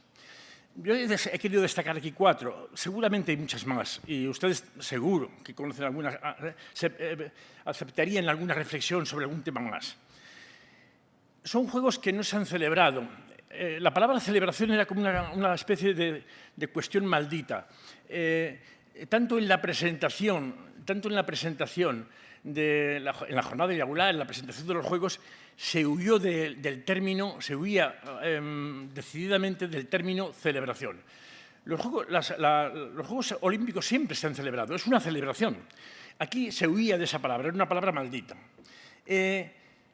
Concretamente, la presidenta del comité organizador local, Seiko Hashimoto, dijo exactamente: estoy feliz de darle la bienvenida a esta ceremonia de apertura. No a esta celebración, porque la palabra era maldita claramente, y así además lo hacían ver la prensa japonesa. Los Juegos de Tokio 2020 finalmente están aquí, la ilusión se hizo tan grande que pudimos superar los obstáculos. Huyendo de la palabra, hoy es un momento de la esperanza, etcétera, etcétera, dice Tomás Bach, que también huye, el presidente del Comité Olímpico Internacional, que también huye de decir celebración.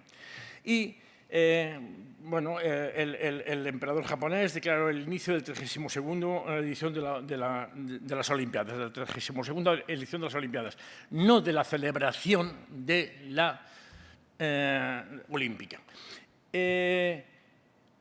El principal sponsor de los Juegos, tan solo un mes antes, le pedía al gobierno japonés que los retirase. Yo estoy muy de acuerdo con lo que ha dicho Peña. Los Juegos debían celebrarse, y se han celebrado. Pero, sin embargo, no han tenido el apoyo popular por la pandemia o por razones que fuesen, no han tenido el apoyo popular que había venido siendo clásico en celebraciones anteriores. Y que además creo que de una forma u otra ese espíritu crítico ha calado incluso en París en este momento, que es donde se van a celebrar los Juegos siguientes. Segunda cuestión es la tendencia a la paridad y a la igualdad hombres y mujeres. Bueno, en estos Juegos casi ha sido conseguido, ¿no? 51% de hombres, 48 y pico de mujeres. 5.799 hombres, 5.527 mujeres. La paridad prácticamente está conseguida. París, el otro día leí unas declaraciones en Internet, el comité organizador garantiza que habrá el 50% de hombres y el 50% de mujeres en los Juegos próximos, en el 23.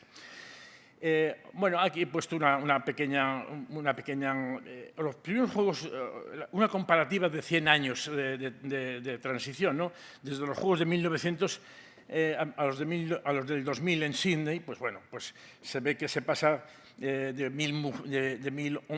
7 mujeres en los primeros a siendo un porcentaje ridículo, inexistente, a la paridad prácticamente actual. Esas son las cifras. Pero la paridad más importante no es esta, porque esta se ha ido controlando bastante fácilmente en los últimos años. Se ha ido controlando porque el Comité Olímpico Internacional ha propuesto las pruebas necesarias para que se pueda ir igualando. A mí me parece casi más importante el que haya habido el doble de pruebas mixtas que en los Juegos anteriores. De 9 pruebas mixtas se han pasado a 18. De hecho, una de las medallas de oro españolas es una prueba mixta que no existía en el tiro al plato olímpico de hombres y mujeres. Ahí vemos una foto del 4x400 de atletismo que ganó Polonia, bastante sorpresivamente, por cierto, también mixtos, las pruebas mixtas nuevas. Las pruebas mixtas, unas declaraciones del director de deportes del COI, damos realmente un gran paso hacia la paridad hombres-mujeres con un programa que también nuestro acercamiento a deportes jóvenes y urbanos. Efectivamente, no solamente deportes mixtos, sino yendo hacia deportes jóvenes y urbanos, hacia la captación de un nuevo espectador. Esto está bien desde un punto de vista económico, sin duda, y posiblemente vayamos a los juegos electrónicos, etc. Creo que sí va a ser, pero a meter juegos electrónicos. Pero eso es también una concesión al espectador. Es una concesión claramente al espectador. En Tokio se dio una circunstancia muy curiosa de la que no se ha hablado demasiado, pero tan solo unos meses antes de los Juegos Olímpicos dimitieron y fue sustituido el presidente del comité organizador, solamente por unas declaraciones en las que decía, criticaba que en las reuniones con muchas mujeres se retrasaban demasiado. Entonces, esas declaraciones sirvieron para que fuese inmediatamente cesado y sustituido por una mujer, por la ministra responsable del deporte. Es decir, hacia el trato igualitario se ha ido por varias vías, no solamente por la paridad en la representación, sino con otro tipo de manifestaciones y de acciones.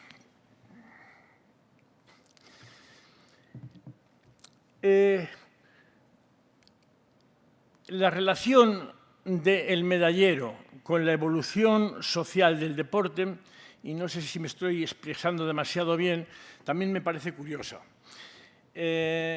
Las medallas cada vez van a ser más caras. ¿Por qué? Pues, más caras. Primero, porque la igualdad en el deporte se consigue cada vez que los países emergentes evolucionan en deporte. Acabamos de ver un campeonato de Europa de fútbol en el que la final y las semifinales todo eran empates y se acababa con el lanzamiento de penaltis. Supongo que eso está... Supongo no, estoy seguro que eso está haciendo que en este momento se revisen algunas cuestiones reglamentarias en el fútbol, porque no puede ser que todos los partidos en una Eurocopa acaben en lanzamiento de penaltis, incluida la final, ¿no? Bueno, pero ¿eso qué indica? Eso indica que los países que antes perdían siempre, ya no pierden siempre, son países que son capaces de empatar con otros que tienen mucha más historia en un deporte determinado. Aquí pasa lo mismo. El número de países que ha competido en Tokio han sido de 205 países. Todos los invitados han ido, es decir, todos los países del mundo. Quizás los únicos que no han mandado representación, que además han puesto como excusa la pandemia, han sido Guinea-Conakry y Corea del Norte. Todos los demás han estado presentes, al margen de algunas delegaciones de refugiados, etc. Bueno, es decir, el número de países se ha multiplicado desde comienzos del siglo pasado, en estos 120 años, se ha multiplicado por 10, por 9,7. Y el número de deportistas también se ha multiplicado por 10, aunque en los últimos años se mantenga estable. Mientras que el número de medallas se ha multiplicado por 4. Es decir, cada vez es más complicada la medalla. El número de países con medalla se ha multiplicado por 5. Cada vez son más países los que tienen medalla. En este caso ha habido 93 países que han conseguido alguna medalla. En los primeros Juegos Olímpicos o en los segundos Juegos Olímpicos, los de París 1900, de cada 4 deportistas, 1 se llevaba medalla. Ahora se lleva medalla 1 de cada 11. Medalla, no de oro, medalla. 1 de cada 33 va a tener un oro, 1 de cada 33 va a tener una plata y 1 de cada 33 va a tener un bronce. Es decir, se ha complicado progresivamente. Y se complicará más aún a medida que vayan progresando el nivel de los países emergentes.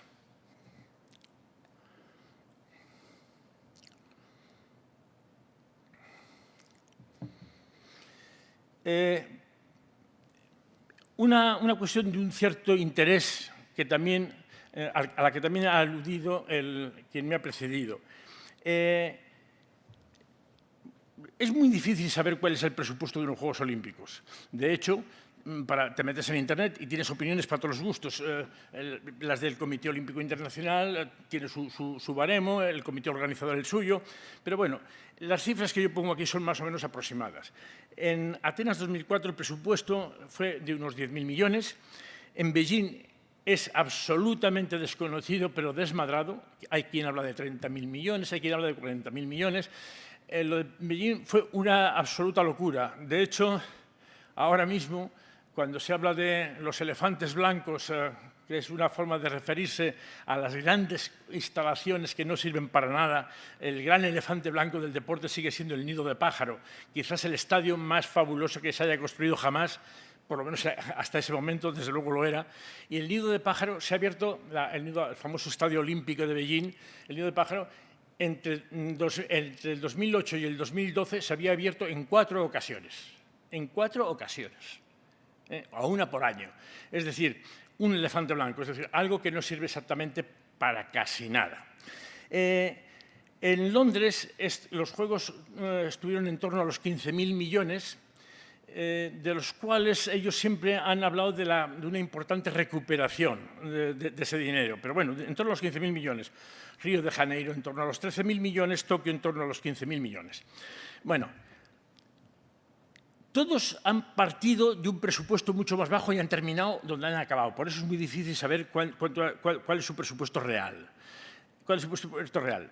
Lo que sí es cierto es que con estos presupuestos, pues bueno, pues no todo el mundo puede enfrentarse a una realización olímpica, ni mucho menos. El olimpismo está llevando un camino hacia la disminución, y además bastante drástica, de los países y de las ciudades que tienen capacidad para acoger unos Juegos Olímpicos. Y, bueno, París ha hecho un presupuesto de 4.500 millones, es decir, la tercera parte aproximadamente que los anteriores. Pero lo que más noticiable me parece es que la semana pasada ha disminuido en 300 millones el presupuesto inicial. Ya lo subirá progresivamente quizás, pero la semana pasada el comité organizador aprobó una disminución de 300 millones del presupuesto original, que era de 4.800 y pico, lo ha dejado de 4.700 y pico, lo ha dejado en 4.500 y pico. Es decir, ha disminuido el presupuesto. ¿Y por qué lo ha disminuido? Pues posiblemente lo ha disminuido porque hay una cierta crítica que existe en la sociedad francesa a hacer un evento de 15.000 millones. Hacer un evento de 15.000 millones. Unos juegos que han salido bien, como los de Tokio, que han salido bien, sin espectadores, también indican que no hay por qué hacer un estadio para 80.000, que se pueden hacer en un estadio bastante más pequeño los juegos, que se pueden hacer en instalaciones bastante más pequeñas, bastante más pensadas en el deporte y en la televisión, si queréis, o en la prensa, si queréis, pero no exactamente en la grada, porque eso es una auténtica locura.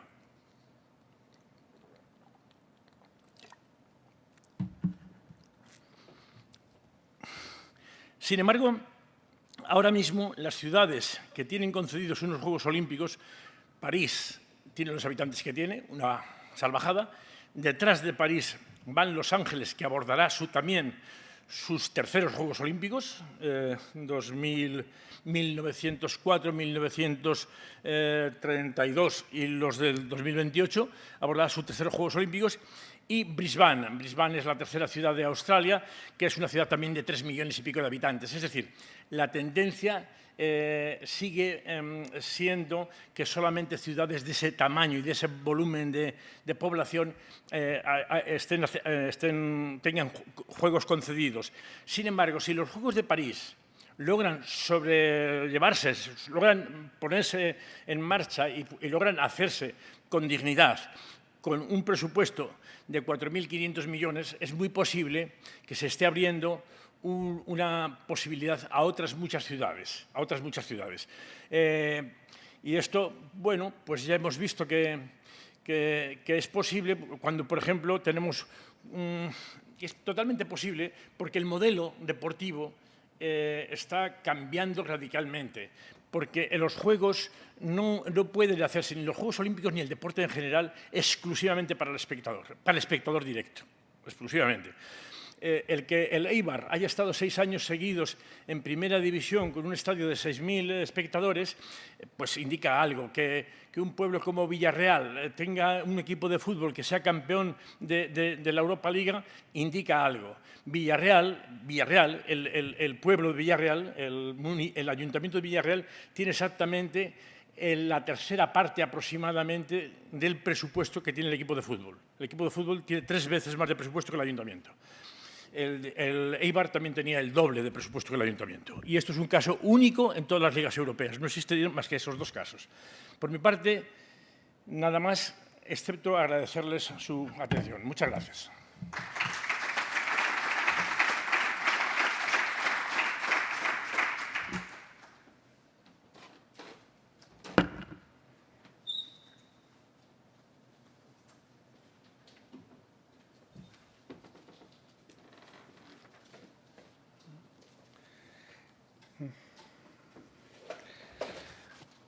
Eta azkenik, Jon Redondo, bueno, eskerrik asko, Luis, muchas gracias por tu intervención, como siempre interesante.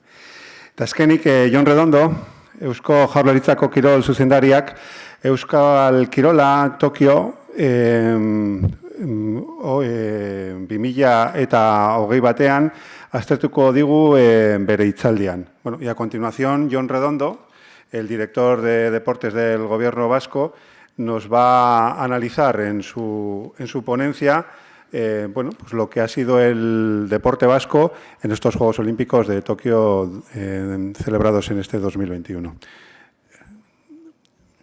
Jon, cuando quieras o cuando puedas, tienes la palabra. Cuando carguemos el ordenador. A ver,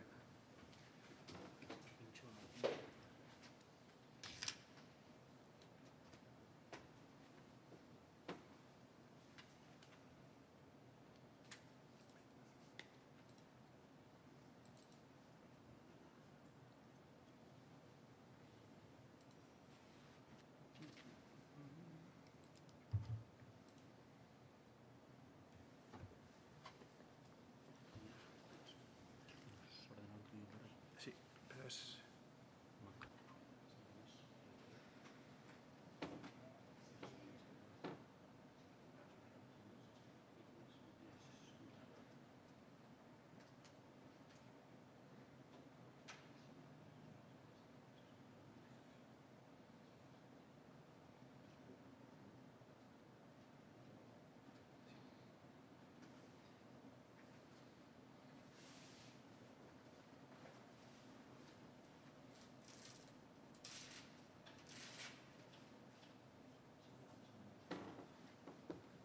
Comentaros únicamente que tras la intervención de Jon Redondo, que está ahí preparando la documentación, pues pasaremos a la mesa redonda en la que, bueno, ya pues todos los participantes, todos los ponentes, analizaremos un poco en profundidad todo lo hablado aquí y los Juegos de Tokio también.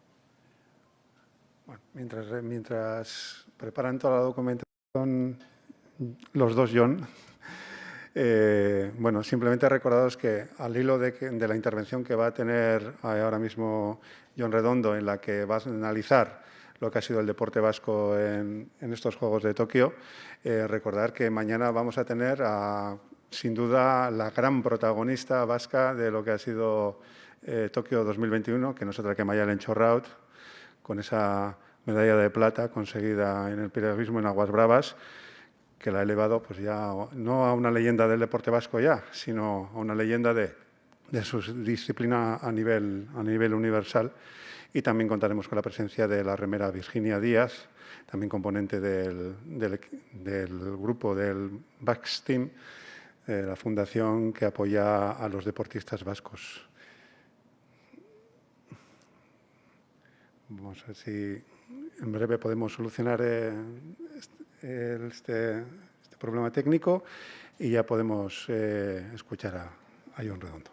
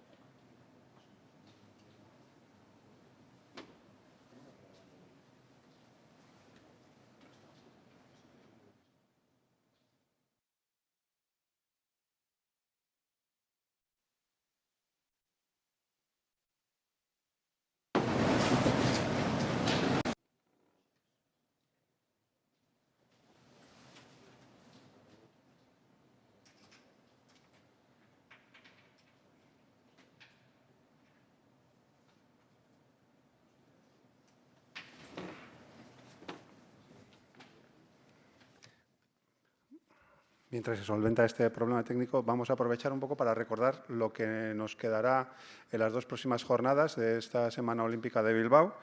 En la jornada de mañana, bueno, vamos a tener la presencia de Raúl Martínez de Santos, con el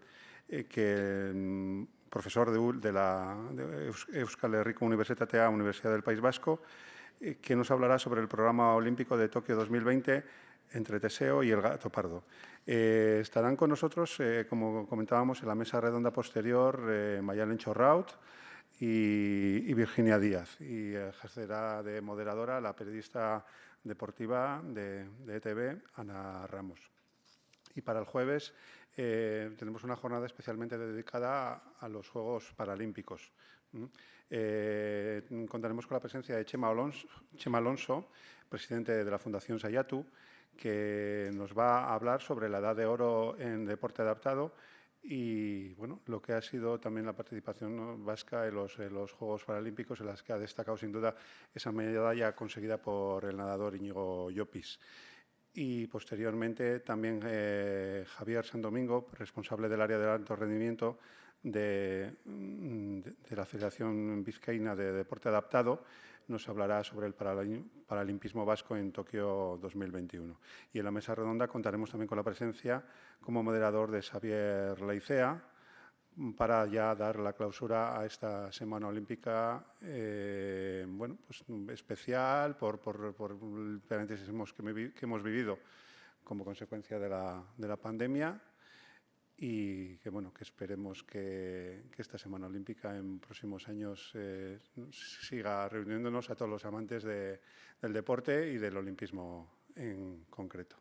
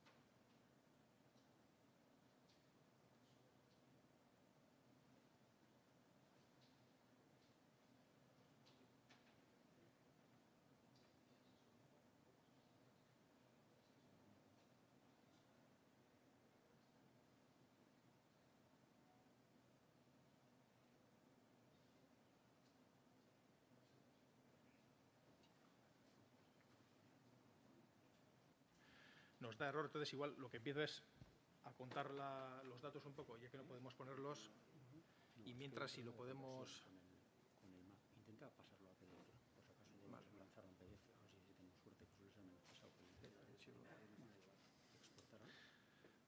Bueno, pues sí, eso, si te parece, John, vamos empezando bueno, con los medios que tenemos ahora mismo a disposición. Un poco que nos relates lo que has venido aquí a contar, que es ni más ni menos que bueno, pues un poco, ¿no?, el deporte vasco en estos Juegos. Y luego, si esperemos que a lo largo de tu intervención podamos tener la oportunidad de que esos documentos se carguen y ya poder exhibirlos y dar una información más detallada a todos los asistentes.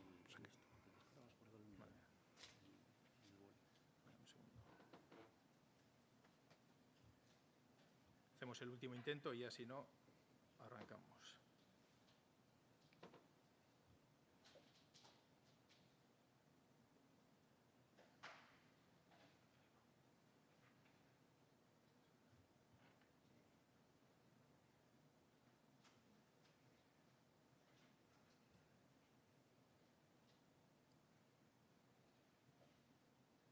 va lento. Ya, es que esos bolis para grabar no son 4 megas, tampoco es un disparate. Te lo paso por email y mientras... Si entraría, yo sé con los que no entran los... Intenta mandar por email por si acaso, así te lo van a entrar en pantalla. Vale, pues... ¿Te lo mando a ti? Vale. Te los mando a los dos y ya está, y arranco. Vale.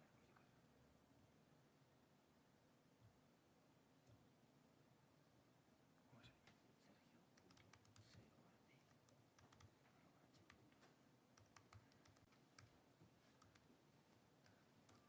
Recordar que también, aunque bueno, hoy ha sido la primera sesión de ponencias en lo que respecta a la Semana Olímpica, Esta arrancó ayer con la tradicional izada de la bandera en la habitual ubicación de la plaza del Teatro Arriaga, en un acto sencillo, pero siempre bonito y emotivo, en el que hubo presencia de deportistas olímpicos vascos que dieron lustre al acto.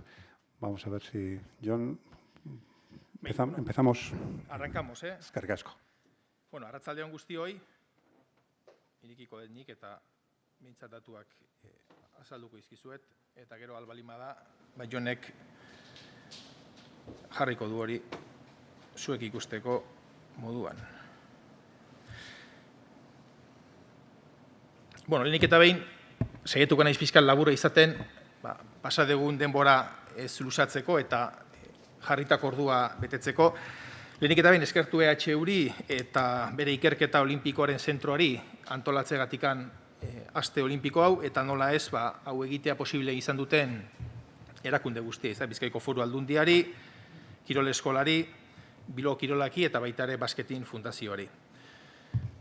Buenas tardes a todos.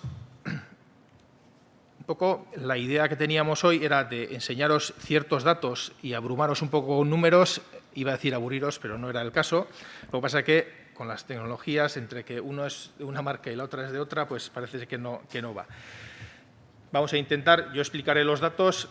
El objetivo de la presentación era un poco haceros mención de la presencia de los deportistas y las deportistas vascas en los Juegos Olímpicos de Tokio. Olimpiar jokoetan, Euskaldunez hitz egiten ari geanen, bizkat lehendabiziko datu orokorra ematearren, parte hartu dute Olimpiar jokoetan 20 autonomi erkidegoko kirolarik, 8 naparrek eta 3 iparraldekoek.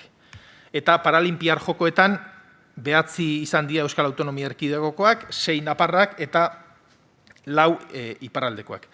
Como sabéis, la competencia nuestra, la del Gobierno vasco, es en este caso los deportistas de la comunidad autónoma. Por lo tanto, de aquí en adelante, los datos que voy a dar se van a añadir a los deportistas vascos y luego voy a dar una comparativa tanto de los Juegos de Tokio 2020, aunque se hayan celebrado en 2021, como de las ediciones anteriores. Como sabéis, y también lo ha dicho antes el moderador, Bastin va a estar presente, creo que mañana también, aparte con las deportistas, con los diferentes, alguna charla también con deporte femenino. Y Bastin es la herramienta que tiene el Gobierno vasco, que es una fundación sin ánimo de lucro formada por el Gobierno vasco y EITB, y es la herramienta que tiene para fomentar el deporte de alto nivel y, en este caso, intentar ayudar a las y los deportistas para que puedan competir en los eventos de máximo nivel, y como el evento yo creo que el máximo nivel más importante, como no son los Juegos Olímpicos y Paralímpicos. Desde Bastin, en ese objetivo de ayudar a los y las deportistas de alto nivel, el apoyo específico se desarrolla por, diríamos, diferentes vías o canales. La principal es la beca económica. Antes se ha comentado. Al fin y al cabo, quitando ciertos deportes que quizá no son deportes que tengan que ver con el olimpismo, lamentablemente la mayoría de nuestras deportistas son, en este caso, deficitarias, en el sentido que no son deportistas que viven de ellos, sino que necesitan una ayuda y muchas veces una ayuda de la Administración. Por lo tanto, las becas económicas que damos en Basketin son fundamentales, además de servicio biomédico, servicio técnico, psicología deportiva. Y luego asesoramiento en 2 aspectos que creo que es fundamental. El primero es asesoramiento en compaginar el deporte de alto nivel y los estudios. Yo creo que esto, los datos nos dicen que es un tema que a día de hoy está bastante logrado, porque la mayoría de los deportistas, por lo menos de Bastin, son deportistas que tienen estudios. Pero hay un segundo asesoramiento que creo que como sociedad sí nos debería de llevar a una reflexión, y es el asesoramiento a la incorporación al mundo laboral. Es decir, nosotros aquí hoy hablamos de las Olimpiadas, hablamos de los deportistas, los medios de comunicación, les damos portadas a estos deportistas, pero el día que dejan el deporte de alto nivel nadie se acuerda de ellos. Es decir, son personas que han dedicado muchos años de su vida exclusivamente al deporte, que no tienen currículum, entre comillas, laboral, y eso es un problema. En otros países es un logro el hecho de que una persona tenga una medalla o haya sido capaz de competir al alto nivel, lamentablemente aquí eso no se da. Y por tanto tenemos una situación que estas personas que los hemos tenido y los hemos aplaudido, incluso de alguna manera nos representan, el día que dejan el deporte tienen un serio problema y las administraciones y la sociedad en su conjunto pues no se percata, o por lo menos no recibe suficiente ayuda por parte de esta sociedad. Ese es uno de los objetivos y luego, como no, el servicio de imagen y comunicación, porque, repito, son deportes minoritarios y, por lo tanto, la ayuda es fundamental. Y, como he dicho, el objetivo básico son los Juegos Olímpicos y Paralímpicos y, en este caso, los de Tokio 2020, que han sido 2021. Termino ya con la explicación de Bastín y luego ya entramos en materia de datos concretos de deportistas que han estado presentes en Tokio. Desde la fundación de Bastín, en el año 2008, se ha ido a unos 150 deportistas de alto nivel, tanto en los Juegos Olímpicos de verano como Paralímpicos de verano. Estamos hablando de Beijing, Londres y Río, y estas de Tokio, así como Juegos de invierno, tanto Paralímpicos de Vancouver, Sochi y Pyongyang. No sé si, John, puedes conseguir, pero seguimos. En cuanto a las cifras, en cuanto a los datos concretos de los deportistas vascos, ya me centro en los deportistas de la comunidad autónoma, que es a lo que nosotros tenemos competencia. Hemos tenido 20 deportistas que han participado.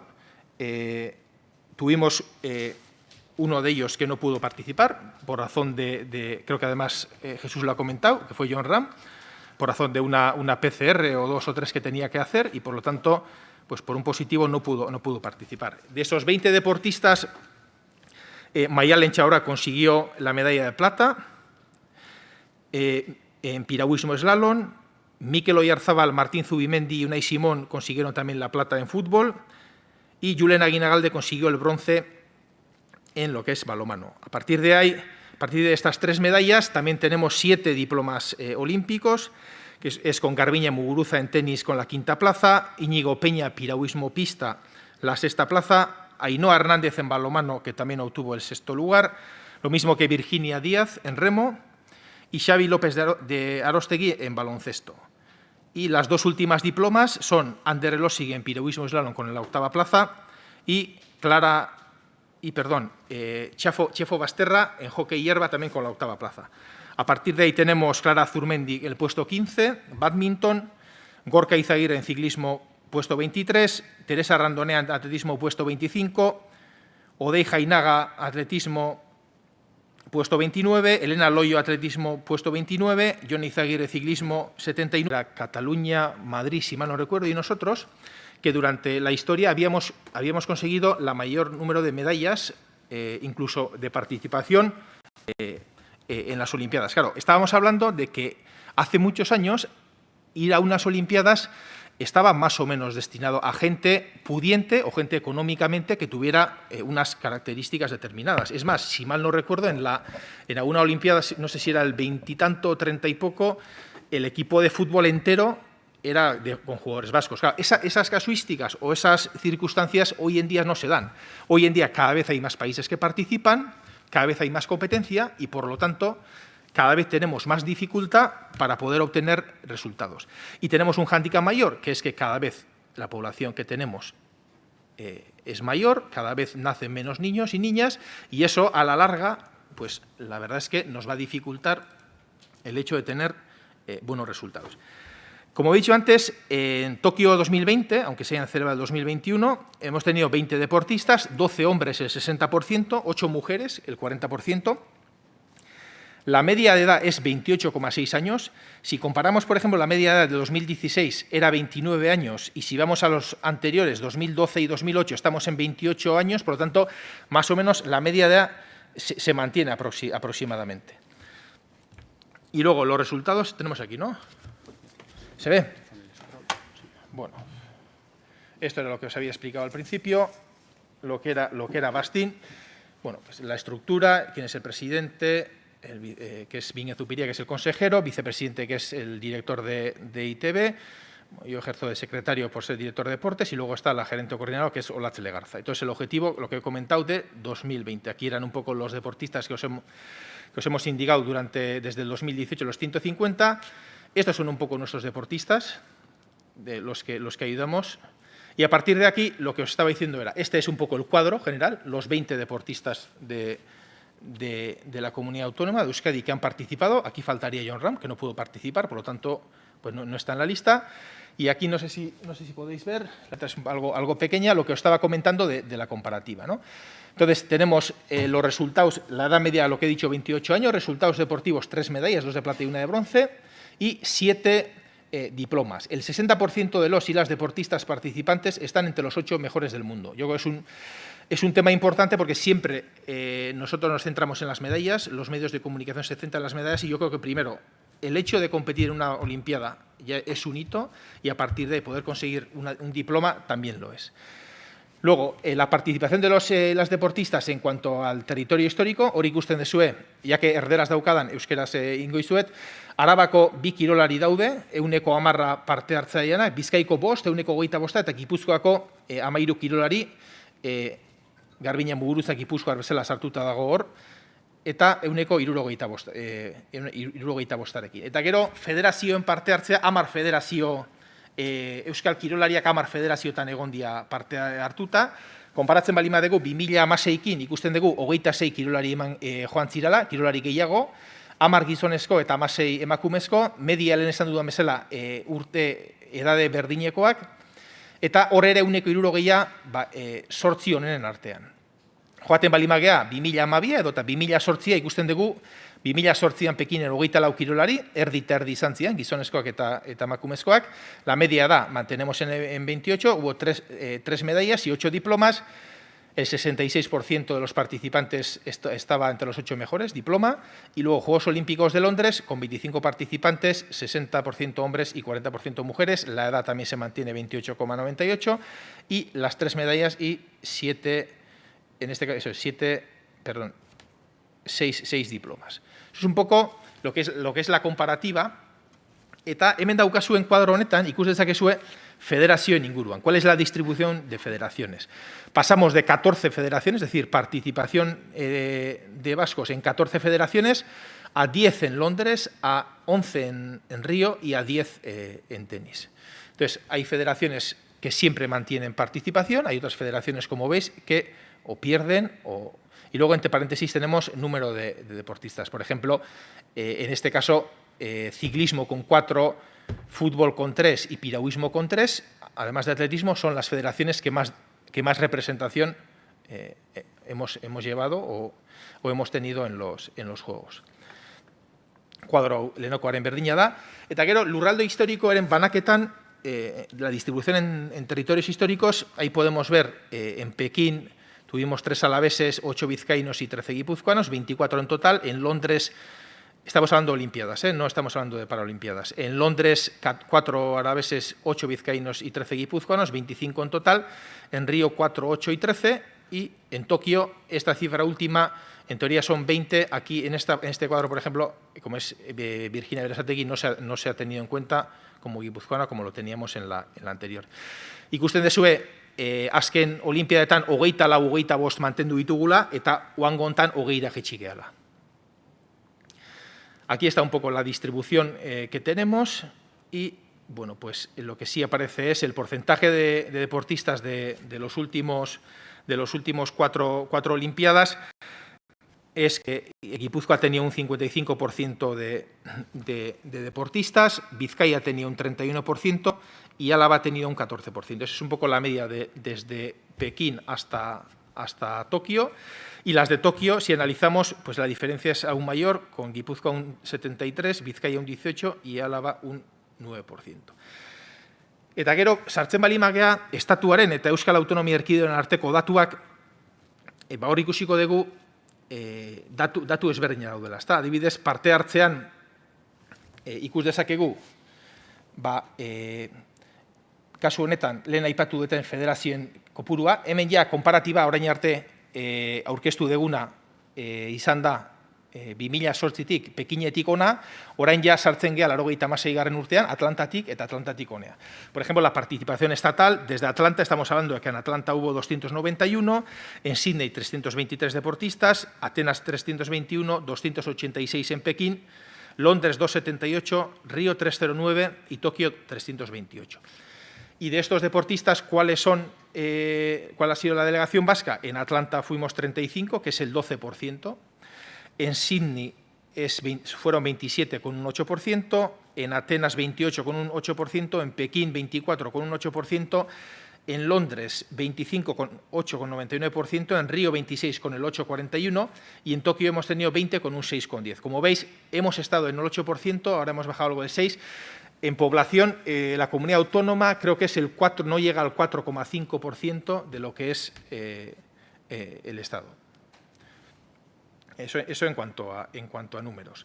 Eta gero, hemen ikusten dezakezue datuak dominak eta diplomen baitan. Azken finean, adibidez diplomak aipatzearren, Atlantan 5 diploma lortu genitun, Sydneyen 6, Atenasen 9, Pekinen 8, Londresen 4, Rion 9 eta Tokion 7. En cuanto a diplomas, si analizamos un poco, estamos hablando pues entre un 15 y un 20% de diplomas en relación a lo que es España. Y luego, aquí tenemos el medallero de cada año. Pues como veis, Estados Unidos aparece el primero, salvo en Pekín, que fue superado por China. Y aquí España pues quedó el 13, el 96, en Sydney el 25, Atenas 20, Pekín 14, Londres 21, Río 14 y Tokio 22. Antes Jesús ha comentado el número de medallas que ha obtenido en cada uno. Eta egin deguna da beranda Euskadik zenbagarren postuan izango litzateken. Hau da, Atlanta 86an 43. postuan, Sydneyen 71, Atenasen 49an, Pekinen 72, Londresen 75, Rion 54 eta Tokion 70. Teniendo en cuenta que cada vez, como ha dicho antes Luis, que cada vez va a ser más difícil, porque cada vez el nivel deportivo es mayor, cada vez se democratiza más la posibilidad de participar y, por lo tanto, pues cada vez hay más competencia y va a ser complicado mantener los niveles que tenemos a día de hoy. Gero, federazioen artean aztertzen baldin badugu, esto es un análisis de participación por federaciones y lo que se hace es un poco una evolución, o lo que intentamos es comparar desde el 2008 al 2021 federación a federación, para ver, primero, qué federaciones mantienen la tendencia, qué federaciones son las que suben de participación y cuáles las que bajan. Aquí, por ejemplo, tenemos de los últimos Juegos de Río a los de Tokio, pues podemos tener un incremento en bádminton, porque de no tener hemos pasado a tener. En balonmano hemos bajado bastante, hemos bajado a la mitad, porque tuvimos 4 representantes, ahora hemos tenido 2. En ciclismo hemos pasado de 3 a 4, hemos subido. En hockey hierba, que siempre hemos tenido representantes, hemos bajado de 2 a 1. Bueno, hay una serie de comparativas que nosotros solemos tener en cuenta, pues luego para poder seleccionar aquellos deportes en los que entendemos que con los pocos recursos, porque antes también Jesús ha hecho un comentario de los recursos que destinamos y lamentablemente no son muchos, es decir, si analizamos los recursos que destinamos, yo creo que los resultados son muy buenos y por lo tanto lo que hacemos es intentar optimizar y los técnicos analizan aquellas federaciones o aquellos deportes en los que históricamente hemos tenido buenos resultados, pues para intentar mejorar. Luego ahí tenemos casos que por ejemplo, el ejemplo es el de Rugby 7. Rugby 7 hace 4 años, Río 2016, España clasificó el equipo, creo que masculino y femenino. Esta vez no ha clasificado ninguno, por lo tanto nosotros pasamos de tener 6 deportistas en Río a no tener ninguno.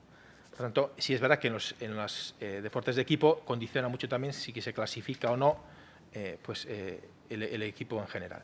Y luego ya pasaríamos a lo que es los datos de los Juegos Paralímpicos. Aquí no están tan elaborados, claro, nosotros los Juegos Paralímpicos creo que terminaron el día 5, hace 9 días, entonces todavía no los tenemos técnicamente analizados federación a federación y haciendo un poco un resumen diríamos, tan exhaustivo como lo tenemos hecho con los Juegos Olímpicos ikusirik Olimpiadak orain dela hilabete amaitu ziala, eta beraz hor eduki dugu denbora, baina Olimpiar jokoen datuek kontutan hartuta, eta ikusirik autonomia erkidegoko kirolariak hor dauzkazue. Inigo Llopis igeriketan, 2. postua lortu zuen, eta baita ere beste 2 diploma, 7. egin zituen Inigo Llopisek. Nahi Azudaire daukagu 4. geratu zan eta diploma lortu zuen. Gero, Asier García eta David Mouriz hemen baloncesto saskibaloian laugarren diploma izan zen, ustez domina izateko aukera handia zituen, baina azkeneko 2 partidak galdu zituzten eta laugarren geratu zian. Higiniok piragüismoan 6. lortu zuen, hau ere diploma, Iker Sastrek tenisean, mai tenisean 5. postua, Raquel Mateok triatloian 7. eta agurtzan egiluzek Raquel Mateo triatloian 7. eta agurtzan egiluzek saskibaloian 8. eta Jorge Pinedak arraunean 11. Hau da, kirol paralimpikari dagokionez gure parte hartzea, eta pixka bat hemen ere aztertzen dugu datuak, ezta? 2020an ikusi dezuen bezala 9 kirolari izan zian, de los cuales 6 han sido hombres, un 66,7%, y 3 mujeres, un 33,3%. La edad media es mayor que lo que es en el deporte convencional, llamémoslo así. La edad media en Tokio ha sido 32,89 años. Resultados deportivos, como he comentado, 1 medalla y 8 deportistas con diploma. Y luego la participación ha estado distribuida en 6 federaciones deportivas. Hemos dicho que en lo que es las Olimpiadas teníamos en 10 federaciones y ahora pasamos de 10 a 6. En cuanto a la distribución territorial, tenemos Álava con un deportista, siendo el 11% de la participación total. Vizcaya ha tenido 6, siendo el 66,7% de la participación total. Y Guipúzcoa ha tenido 2, siendo el 22,2%. Si comparamos un poco con los de Río, es verdad que aquí hemos tenido, si sumamos deportistas olímpicos y paralímpicos, tanto en Río como en Londres, llevamos 30 deportistas aproximadamente, creo que eran 29-30, 25 más 4 en Río, 25 más 5 en Londres, y aquí hemos llevado 29 deportistas. Es decir, en números globales mantenemos la trayectoria, creo que de los últimos 4 Olimpiadas. Esta vez hemos decrecido en las Olimpiadas y hemos duplicado la presencia. Creo que hemos sido además la única autonomía que ha incrementado la presencia de deportistas paralímpicos en relación a hace 4 años. Y si comparamos lo que comentaba, 2016 Río teníamos 4 deportistas participantes, 3 hombres y 1 mujer, la media era 35,96. Y los resultados que tuvimos fueron 2 medallas, plata y bronce, y un deportista con diploma. Y si vamos ya a las 2 Olimpiadas anteriores, 2012, 5 deportistas participantes en Londres, el 100% fue masculino, con una media de edad de 32 años, con 2 medallas y 5 diplomas. Y si vamos a Pekín 2008, con 11 deportistas, 7 hombres y 4 mujeres, y una media de edad de 31,11. Eta gero, lehen aipatu dudan bezala, lurralde historikoen banaketa egiten bali badugu parte hartzearena, aipatu Pekinen izan ziala Arabar bat, Bizkaikar 5 eta Gipuzkoar 5, Londresen 3 Bizkaitar eta 2 Gipuzkoar, Rion 2 Bizkaitar eta 2 Gipuzkoar, eta Tokion Arabar bat, Bizkaitar 6 eta Gipuzkoako 2. Hori da pixka bat zenbakien aldetikan gure parte hartzea. Saiatu naiz pixka azkar joaten lehen izandako atzerapenaren inguruan, eta nik amaitu horretikan reflexio bat nahiko nuke un poco en relación a lo que ha comentado antes Jesús y también lo que ha comentado Luis. Es verdad que al final los juegos evolucionan, es verdad que los juegos son, diríamos,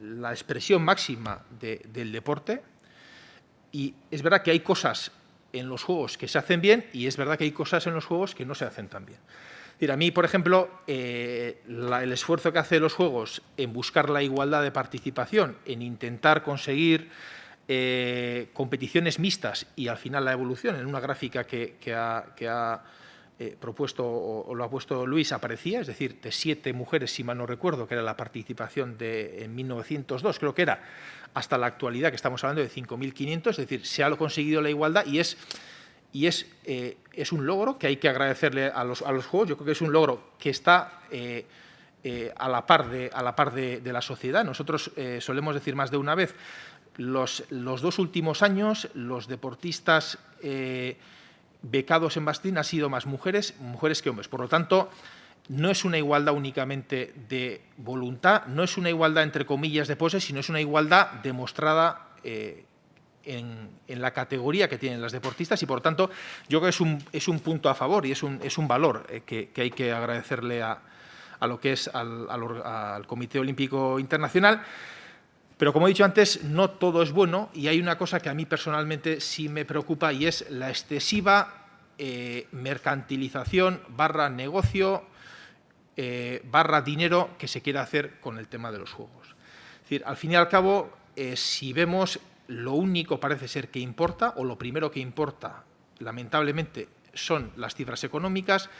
Vamos a ciudades con unas dimensiones determinadas, a países con unos presupuestos determinados. Se hablaba antes, creo que has dicho, Jesús, que terminaremos en países, entre comillas, petroleros que tienen recursos, porque el resto no podrá pagar unos Juegos Olímpicos.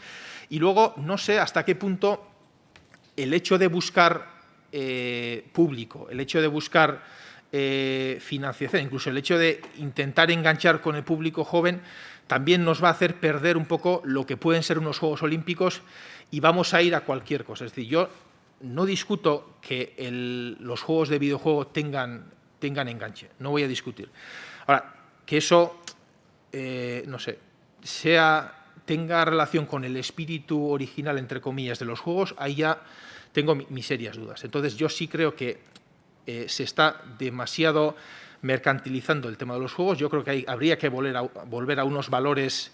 Es complicado cuando en toda la sociedad también cada vez somos más egoístas y cada vez, no sé, nos miramos más lo que es el tema económico que otros valores más sociales que podíamos tener.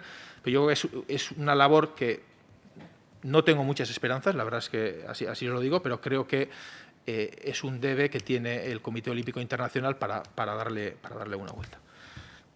Eta besterik gabe, barkatu hasieran eduki dugun folioia, teknologiekin da hori, eta bintzat orain denbora daukagu galderak eta erantzunak egiteko. Eskerrik asko.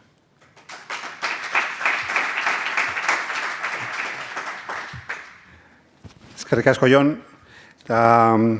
Hiru hitzaldi interesgarri hauen ondoren, solasaldiaren txanda dugu, mahai inguruarekin. Eta mahai inguru honetara elkartzen zaigu gonbidatu berri bat, Jorge Dueñas. Orain dela gutxi arte Brasilgo emakumezko talde nazionalaren hautatzailea eta Espainiako emakumezko taldeko entrenatzailea izandako ere. Bueno, como decíamos, después de estas 3 ponencias interesantes que hemos tenido, bueno, llega el turno de la mesa redonda a la que se nos une un nuevo invitado, que es Jorge Dueñas, es entrenador de balonmano, hasta hace bien poco seleccionador nacional femenino de Brasil y también anteriormente seleccionador de España también en categoría femenina. Jorge, si haces el favor de subir al estrado, por favor, porque desde luego no me resisto ante la oportunidad de poder hacerle un par de breves preguntas a Jorge antes de ya introducirnos en la...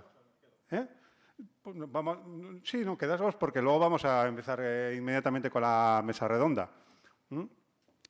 Como decía, no me resisto, ¿no?, ante la oportunidad de poder preguntarle a Jorge, pues bueno, en primer lugar, lo cierto es que aún tienes fresco pues ¿no?, el final al frente de la selección brasileña de balonmano y no sé si nos puedes contar algo de cómo han sucedido los acontecimientos en este sentido. Bueno, muy bien, buenas tardes. Bueno, respecto a lo que estoy aquí es un poco por los Juegos Olímpicos. Han sido mis terceros Juegos Olímpicos, 2 con España y primeros Juegos Olímpicos con Brasil. Y una experiencia pues maravillosa, ¿no?, es participar en Juegos Olímpicos. Curiosamente, estos pues siempre han sido muy especiales por la situación que todos hemos vivido y vivir dentro de una Villa Olímpica peculiar en este sentido por lo que ha acontecido, pues ha sido muy, muy diferente. Y bueno, pues he tenido este ciclo olímpico con Brasil, haber estado en unos Juegos y luchando hasta el último momento por habernos metido en la situación de estar en unos cuartos de final. y ahora se cierra un ciclo y, bueno, pues no sé si tendré oportunidad de tener otros Juegos Olímpicos, pero la verdad es que el recorrido ha sido muy bonito. Desde luego que el recorrido ha sido destacable. Como comentabas, ¿no? 3 Juegos Olímpicos consecutivos, donde lograste el bronce con las guerreras en Londres, en Río diploma olímpico, ahora con Brasil. ¿Qué diferencias destacarías más que nada a nivel personal, a nivel de vivencia personal de los Juegos Olímpicos de estas 3 ediciones que hemos mencionado? Bueno, cada una tiene su peculiaridad. Creo que los primeros Juegos Olímpicos siempre es un poco la novedad y además pues vas un poco pues a ver qué pasa y sin embargo pues curiosamente fueron los que mejor salieron a nivel de resultados deportivos.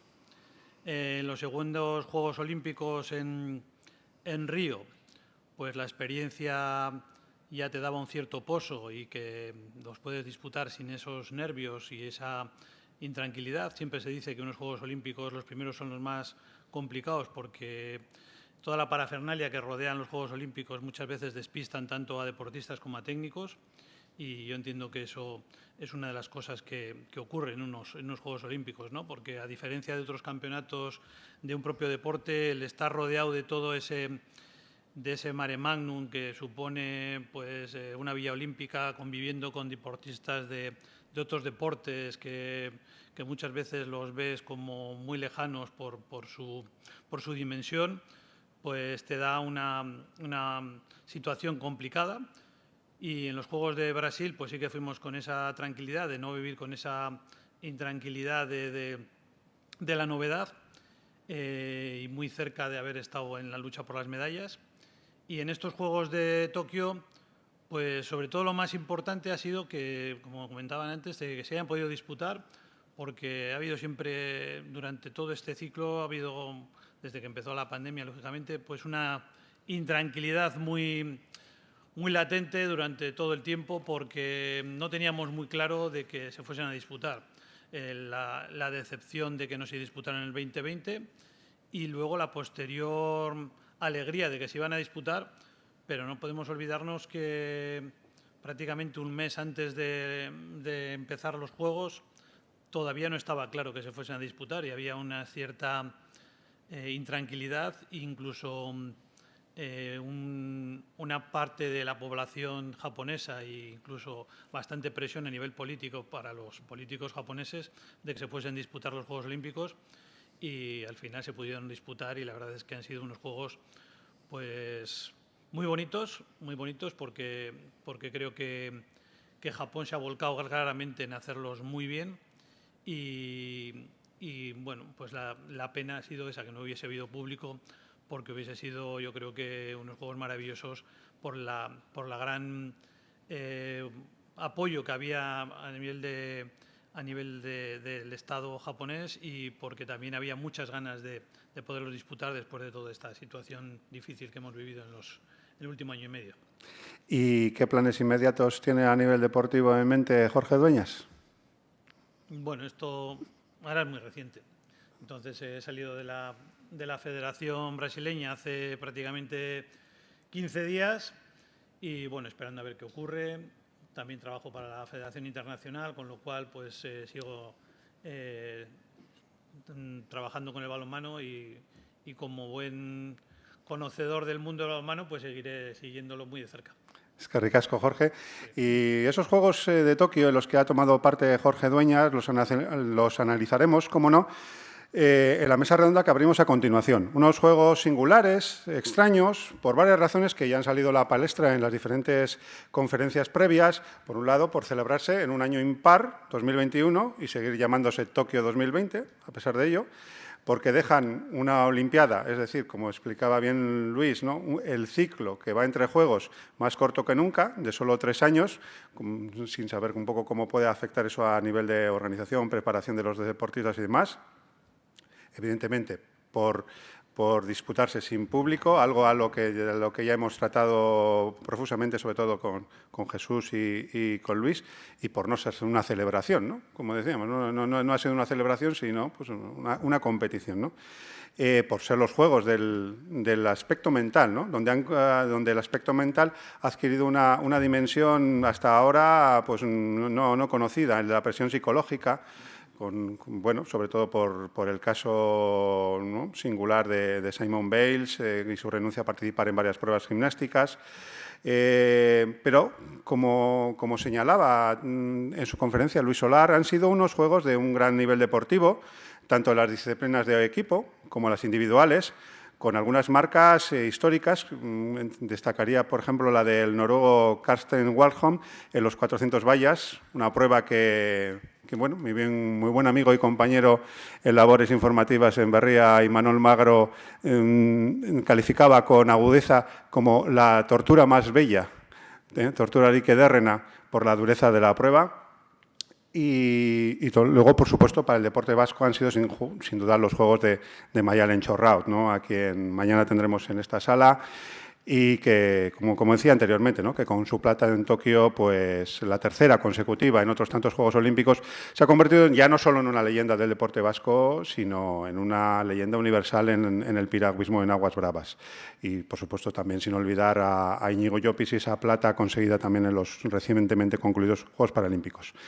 Y precisamente abrimos este coloquio preguntándole a Jon Redondo un poco, porque él nos ha expuesto un buen número ¿no?, especialmente de números, valga la redundancia, ¿no?, una cantidad de datos importantes, pero yo me gustaría que él manifestara un poco más su nivel, a nivel personal, su nivel de satisfacción, más allá de los datos fríos, de lo que puedan indicar, el nivel de satisfacción que tiene en cuanto a la participación vasca en estos recién concluidos, tanto los Juegos Olímpicos como los Paralímpicos.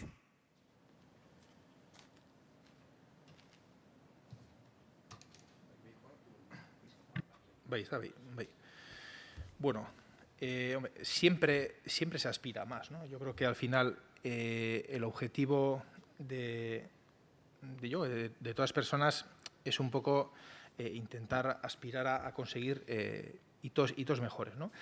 Yo sí es verdad que lo que creo que he comentado antes también, sí quiero poner en valor el hecho de participar en unos juegos, ¿no?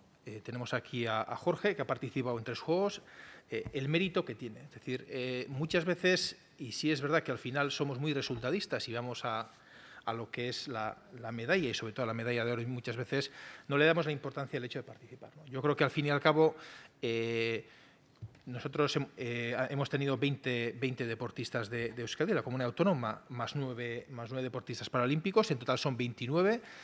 Repetimos, creo que los datos del 2012-16 con estas de 20 en cuanto a 30 participantes. Y antes ha comentado Luis Solar, y yo lo he comentado, cada vez va a ser más difícil. Es decir, ¿nuestro reto cuál es? Pues nuestro reto es incrementar, pero siendo realistas, ya afirmaríamos que dentro de 20 años pudiéramos tener entre deportistas olímpicos y paralímpicos 30 deportistas vascos. ¿Por qué? Porque cada vez va a haber más países, porque cada vez la competencia, los países tienen más medios, se democratiza más lo que es el deporte y tienen más medios para prepararse, cada vez nacen menos niñas y niños, y eso es un factor, y por lo tanto es complicado. Nosotros estamos, la verdad es que agradecidos a las deportistas y a los deportistas que han participado.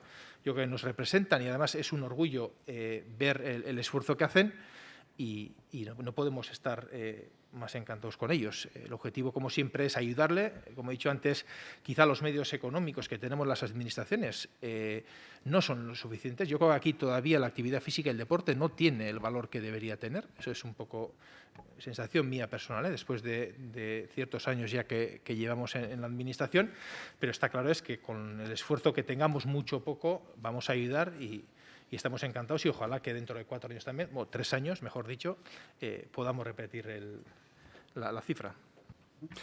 Me quedaba con un dato de los que has expuesto que me ha llamado la atención estando precisamente aquí en Bilbao, en el frontón Vizcaya, y es la de la recurrente preponderancia de la presencia guipuzcoana en lo que se refiere a los Juegos Olímpicos, no tanto en los Paralímpicos, pero sí en los Olímpicos, con porcentajes de hasta más de un 50%, ¿no?, de participación en lo que se refiere al volumen de participantes de la Comunidad Autónoma Vasca. Y, no sé, desde luego no es un dato puntual, es un dato que se repite en las últimas ediciones y, no sé, me gustaría preguntarte si hay alguna explicación a este fenómeno. Explicación, creo que la hay. Ahora, saber cuál es exactamente tiene su complejidad. A ver, yo creo que pueden ser diferentes factores. Si analizamos un poco la historia, es verdad que hay digo la historia porque al principio, como he comentado antes, la participación olímpica casi era los que podían participaban, ¿no? Es decir, entonces ahí había ciertas ciudades en el entorno de Guecho, era un núcleo importante. La zona entre Donosti e Irún, yo creo que por la influencia de Francia también ha sido un núcleo importante y eso quizá ha ayudado. ¿Qué factores puede haber?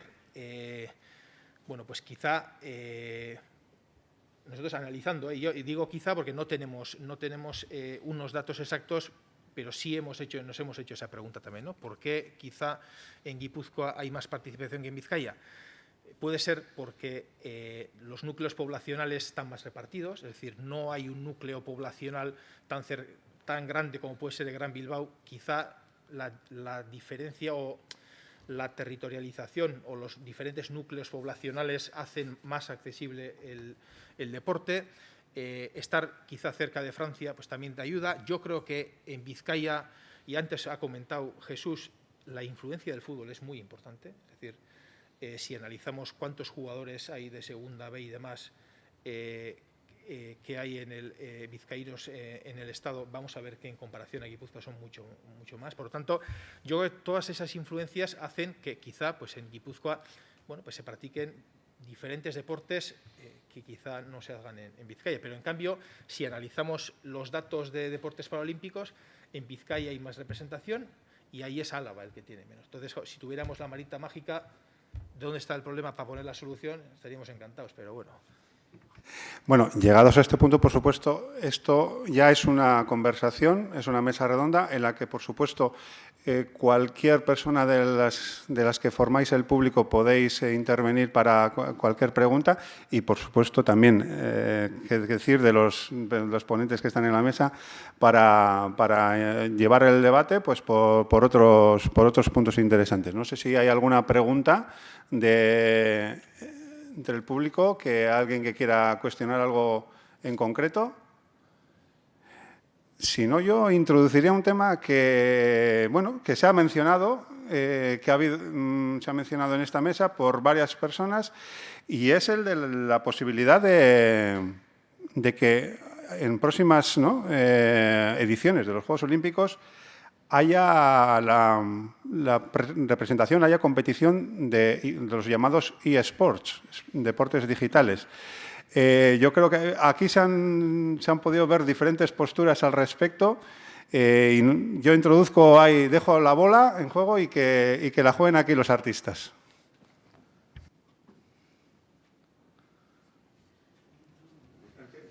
Sí, por supuesto, el que quiera intervenir. Sí, esto ya es una conversación abierta.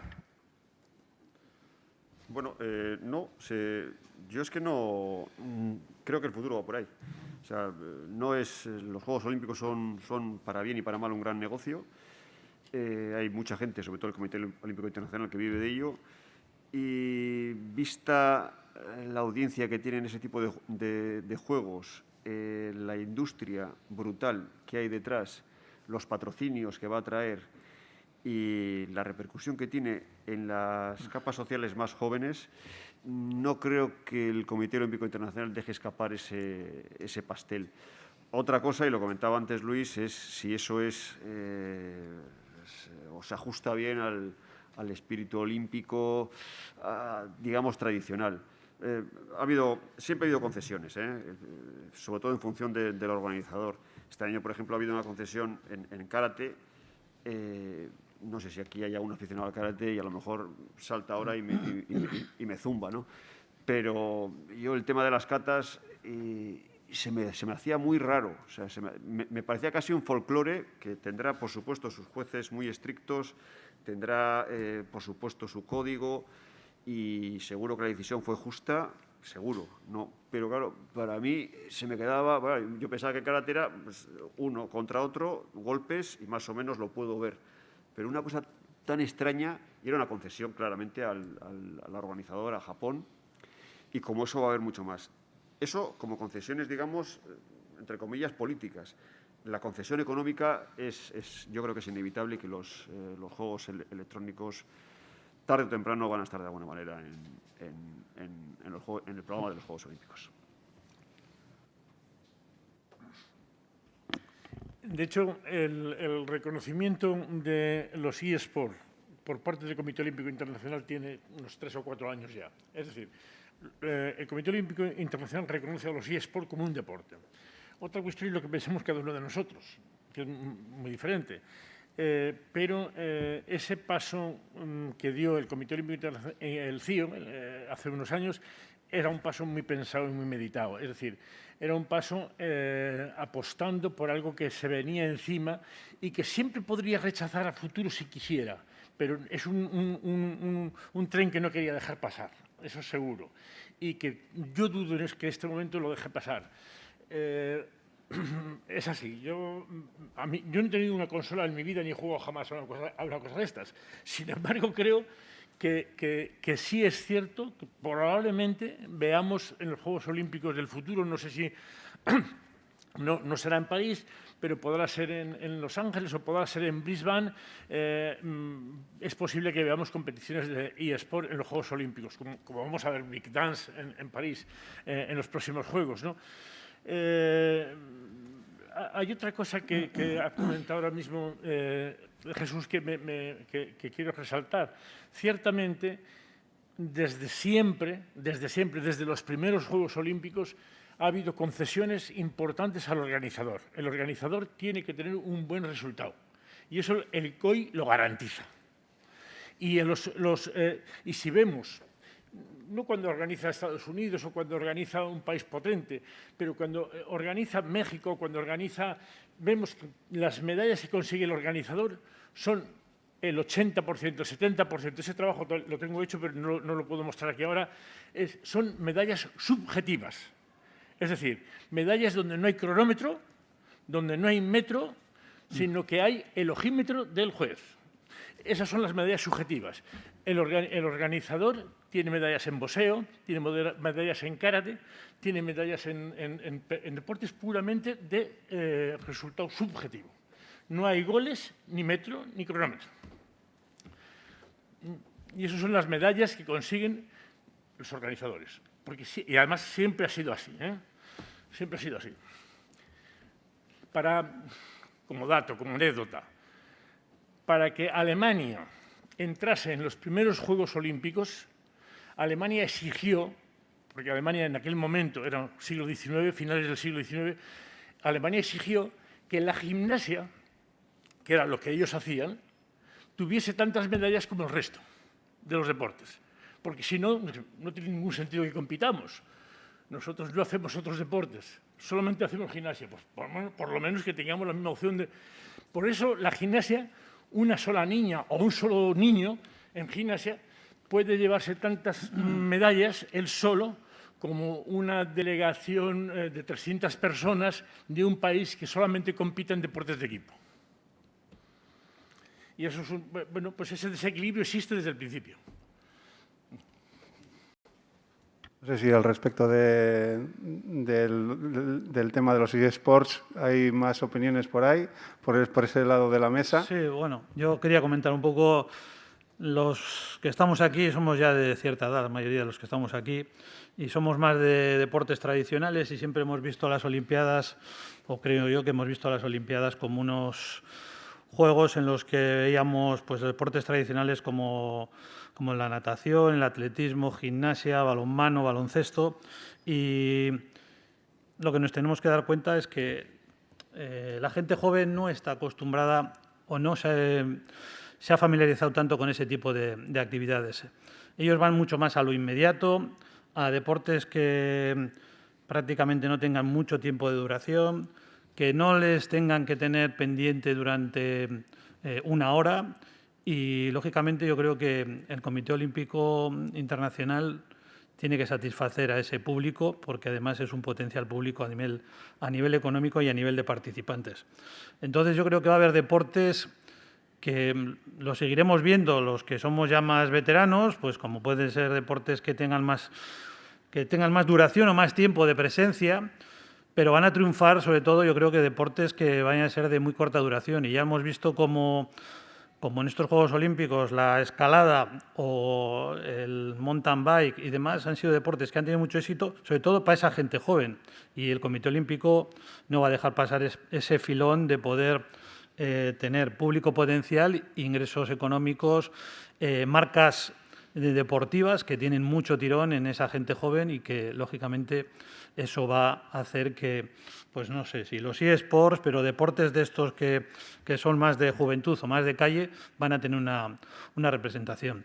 Como comentario, el balonmano, que es mi deporte, hasta en estos momentos todavía está en ciertas dudas de que vaya a poder mantener el balonmano en pista y está un poco con la dificultad de que igual se mantiene el balonmano, pero con el balonmano de playa para mantener esa federación, pero dar cabida a más deportistas en otros deportes, porque lo que no va a variar es el número de deportistas, pero sí pueden entrar deportistas de otros deportes, ¿no? Entonces, eso es también un poco lo que puede ocurrir en el futuro, o por lo menos una de las cosas que, por ejemplo, en balonmano tenemos ciertas dudas o dificultades de cómo puede evolucionar.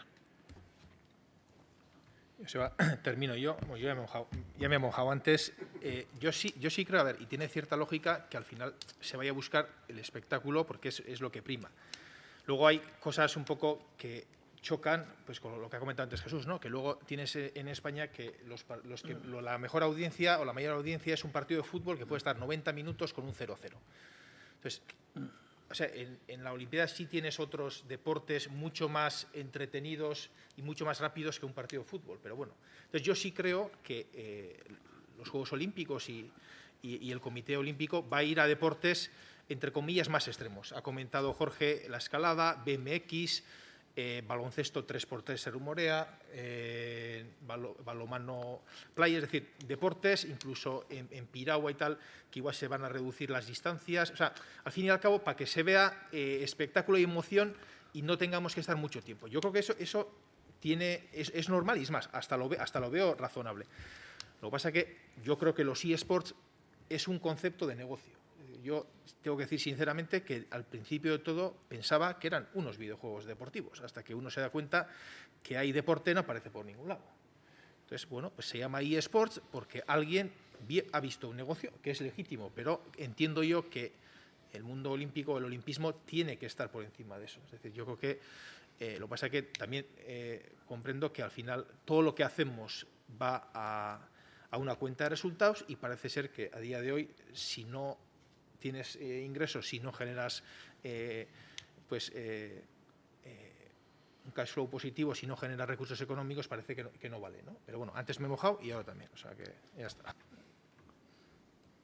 Particularmente la esperanza que tengo es de que los eSports sea un mundo marginal que pueda mantener el otro. Es decir, que sea un negocio que pueda mantener el deporte que estamos acostumbrados a ver. No que vayan, al menos eso pienso yo, no que vayan a sustituir nada, pero sí que puedan mantenerlo económicamente quizás. Lo demás no lo sé. Y en cuanto a las concesiones al espectador, pues todo está bien, porque es un mundo que tiene que mantenerse económicamente. Pero el peligro de que la concesión al espectador termine primando por encima de todo, pues bueno, puede llevarnos a un cambio radical del deporte que conocemos y quizás pues tengamos que ver combates a muerte entre gladiadores otra vez, porque eso es muy heavy y seguramente pues muy emocionante. Imagínate que mandamos a los Juegos Olímpicos 29 personas y vuelven 15.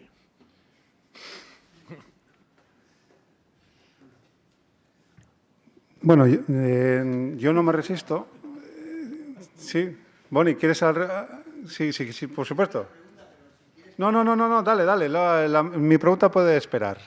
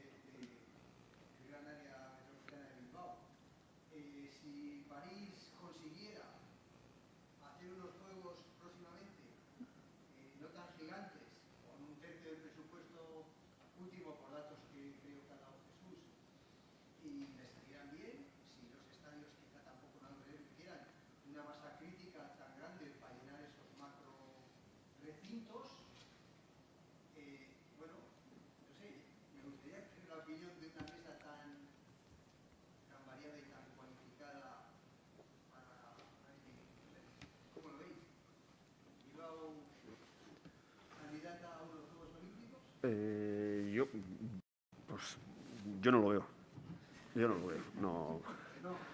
No lo veo porque la candidatura de una ciudad, primero, Bilbao es una ciudad relativamente pequeña, tendría que ser conjunta de todo el Estado español, con un respaldo unánime, sin dudas, sin matices. Es muy complicado. Pasó en Barcelona en el 92, que es verdad que es una ciudad más grande, pero sobre todo porque tuvo el respaldo del resto de las comunidades, de todo el gobierno español. Es muy complicado. Y eran otras circunstancias, eran otros números. Para que te hagas una idea, un mundial de ciclismo viene a costar unos 9-10 millones de euros. A una ciudad como Ponferrada la ha dejado un cañón que todavía está pagando ahora y van a estar pagando los hijos de los que lo aprobaron, ¿no? La salida del Tour de Francia en las 3 etapas que va a haber aquí en el 23, pues pueden rondar eso unos 10, 12 millones, no sé las cifras oficiales, ¿no? Claro, estamos hablando como poco de 5.000 millones. Es otra cosa. Tendría que darse, digamos, todas las piezas de repente en un puzzle, tiras así y ¡pumba! Y se juntan todas, todo el mundo de acuerdo, todo el mundo tal. No creo que la situación económica tampoco esté como para hacer ese... Tampoco sé si la población iba a estar tan pendiente de montar eso, cuando hay, creo que, otras prioridades.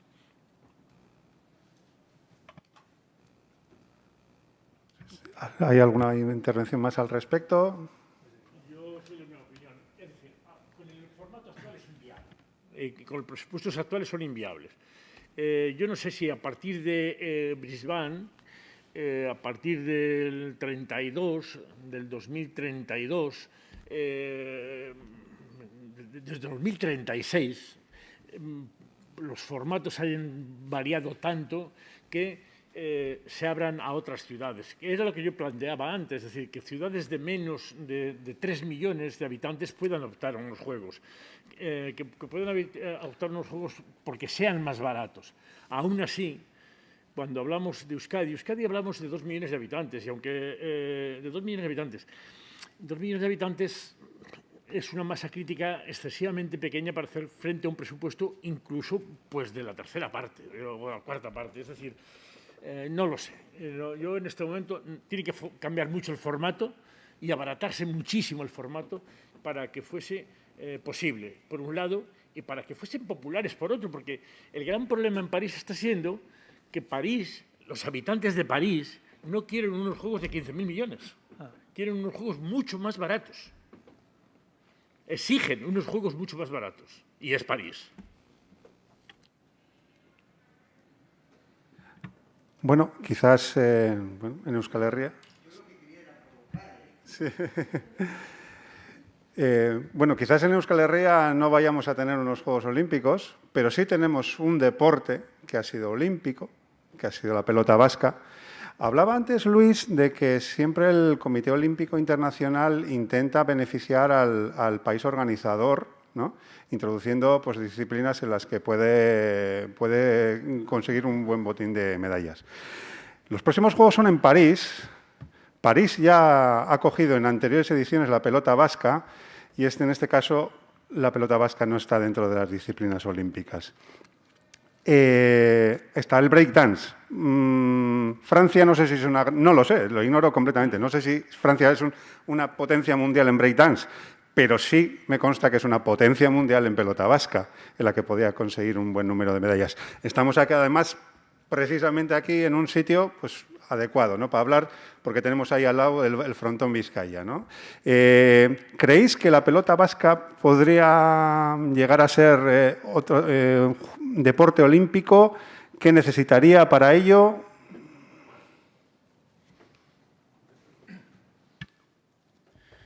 Has comentado que la pelota vasca ha sido olímpico y también lo ha sido la socatira. Por cierto, aprovecho, empieza el Campeonato del Mundo de Socatira el jueves en Guecho, del jueves a domingo. Jueves y viernes compiten a nivel de clubes y sábado y domingo a nivel de selecciones. Por tanto, aprovecho ahí que me has dado la oportunidad para vender el libro. En cuanto, si mal no recuerdo, antes ha comentado, creo que Luis, creo que el país anfitrión es el que propone modificaciones deportivas. Creo que además Tokio ha sido el que ha incorporado el tema de karate, el tema de las katas y si mal no recuerdo, París evidentemente ha incorporado el breakdance y creo que hay un deporte, o sea, creo que tiene que incorporar 5, ha incorporado 4, creo que falta 1. Entonces, se rumorea en su día que podía ser la pelota vasca, pero la información que tenemos es que no van por ahí los tiros. Evidentemente, claro, tendría que ser algún país que efectivamente fuera bueno, porque lo lógico es que al final el país anfitrión barra para casa y ponga un deporte en el que deportivamente pueda obtener medallas. Entonces, yo lo veo complicado, ojalá me equivoque y pudiera ser en París, pero no sé.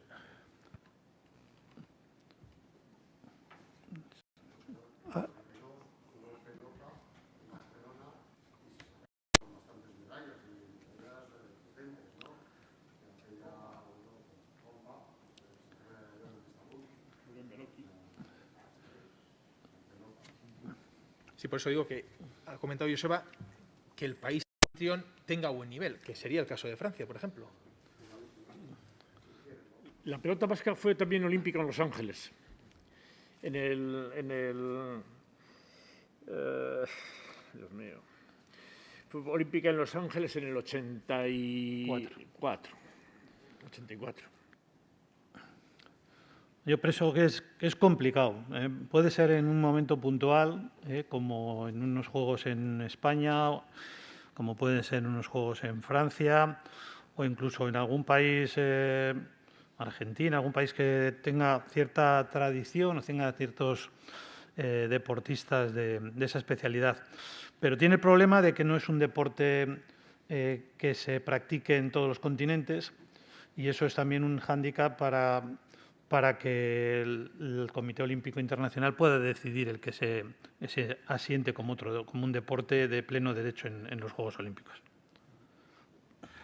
Bueno, hablábamos eso, del que es el breakdance, es uno de los que sí va a ser olímpico en París, ¿no? En París 2024. Hablábamos antes del debate de si los eSports son deporte, no son deporte, y el breakdance es deporte. Luis, sobre la concepción del deporte se puede debatir, bueno, podríamos estar aquí debatiendo toda la semana y la siguiente también, ¿no? Quizás, pero bueno. Ahora mismo no, pero se puede deportivizar. Es decir, tú puedes convertir algo en deporte. Y eso ha pasado con muchas modalidades deportivas de las que en este momento están plenamente consolidadas, que en un momento determinado se deportivizan, porque se las hace competitivas. Y basta casi con eso.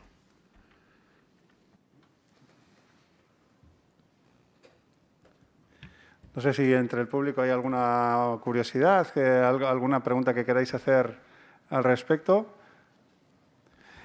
Bueno, yo me gustaría también que Jon Redondo haga un poco de ¿no? Bueno, de augur y que nos haga una visión del deporte vasco de aquí a 3 años, en París 2024. ¿Qué presencia cree que puede tener? ¿Qué deportistas creen que pueden tener una progresión importante como para hacer algo destacable? En fin, no sé, ¿cómo ves tú la representación vasca de aquí a 3 años, que es el ciclo olímpico, ¿no? Como comentábamos antes, el ciclo olímpico más corto que va a haber en la historia?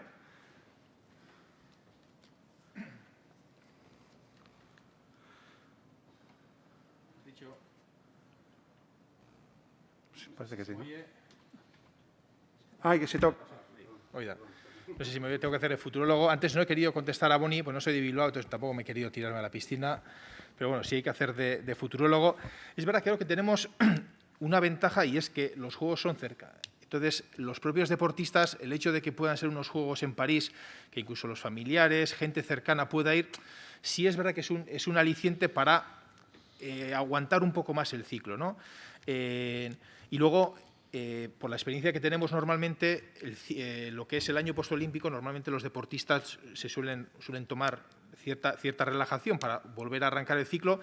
La ventaja de que ha sido el 2021 es que no tienes tanto tiempo como antes, con 4 años, sino que tienes 3, y hay, en los datos que teníamos de ciertos deportistas quizá que podían estar pensando igual en la retirada, pues tenemos la esperanza de que puedan mantenerse y, por lo tanto, yo si tuviera que poner ahora una cifra, intentaría superar los 30 o los 29 de deportistas olímpicos y paralímpicos. Y también intentar mejorar las medallas. Estoy viendo, por ejemplo, tema de piragüismo, que tenemos buen nivel, John Ram, que va a estar ahí. Y bueno, yo creo que al final, deporte paralímpico, creo que vamos a ir mejorando este ciclo. Y, por lo tanto, si me preguntas, ¿vamos a tener mejores resultados dentro de 3 años que estas? Pues yo te diría que sí. Ahora, igual vengo dentro de 3 años y vemos si acierto o no, o de futurólogo no tengo ya futuro en este caso. Bueno, a Jesús Gómez Peña, como especialista en ciclismo, me gustaría preguntarle, pues un poco también en la línea de lo cuestionado a Jon, dentro de 3 años, Juegos Olímpicos, ¿a qué ciclistas? Primero vamos a hablar de los ciclistas vascos y luego, si te parece, de los ciclistas a nivel internacional. ¿Qué ciclistas vascos de los que hay hoy en día crees que podrían llegar y cuáles de los que están ahora quizás tapados porque son muy jóvenes, todavía no han explotado, pueden estar allí en París participando con la selección? Bueno, yo no, como futurólogo no tengo nada que hacer. Creo que nos viene un periodo de sequía. Creo que al ciclismo vasco, que ha sido un vivero de medallas y de títulos y de triunfos, le viene una época muy complicada. Primero por la globalización. La competencia ahora es brutal. Ahora el ganador del Tour es esloveno, un país que no tiene ninguna relevancia en el ciclismo. Venimos de un periodo de ciclistas británicos ganando que tampoco tenían prácticamente ningún peso. El ciclismo, pero vale para muchos deportes, era una actividad prácticamente de media docena de países y ahora es un deporte global con patrocinios muy lejanos, muy de petrodólares, que invierten mucho dinero. Creo, además, que el ciclismo vasco se ha quedado un poco antiguo. Le han adelantado por la derecha y por la izquierda digamos que con más velocidad de preparación de nuevas camadas de corredores. Aquí digamos que esperamos que la maduración sea más lenta. Le damos como más tiempo, pero mientras damos tiempo nos pasan por todos los lados, ¿no? Y ahora mismo no hay prácticamente ningún nombre que yo te pueda decir que dentro de 3 años va a estar en los vasco, que vaya a estar en los Juegos Olímpicos. Hay una generación que se está yendo, que en parte ya se ha ido, que ha sido muy buena, que ha sido excepcional.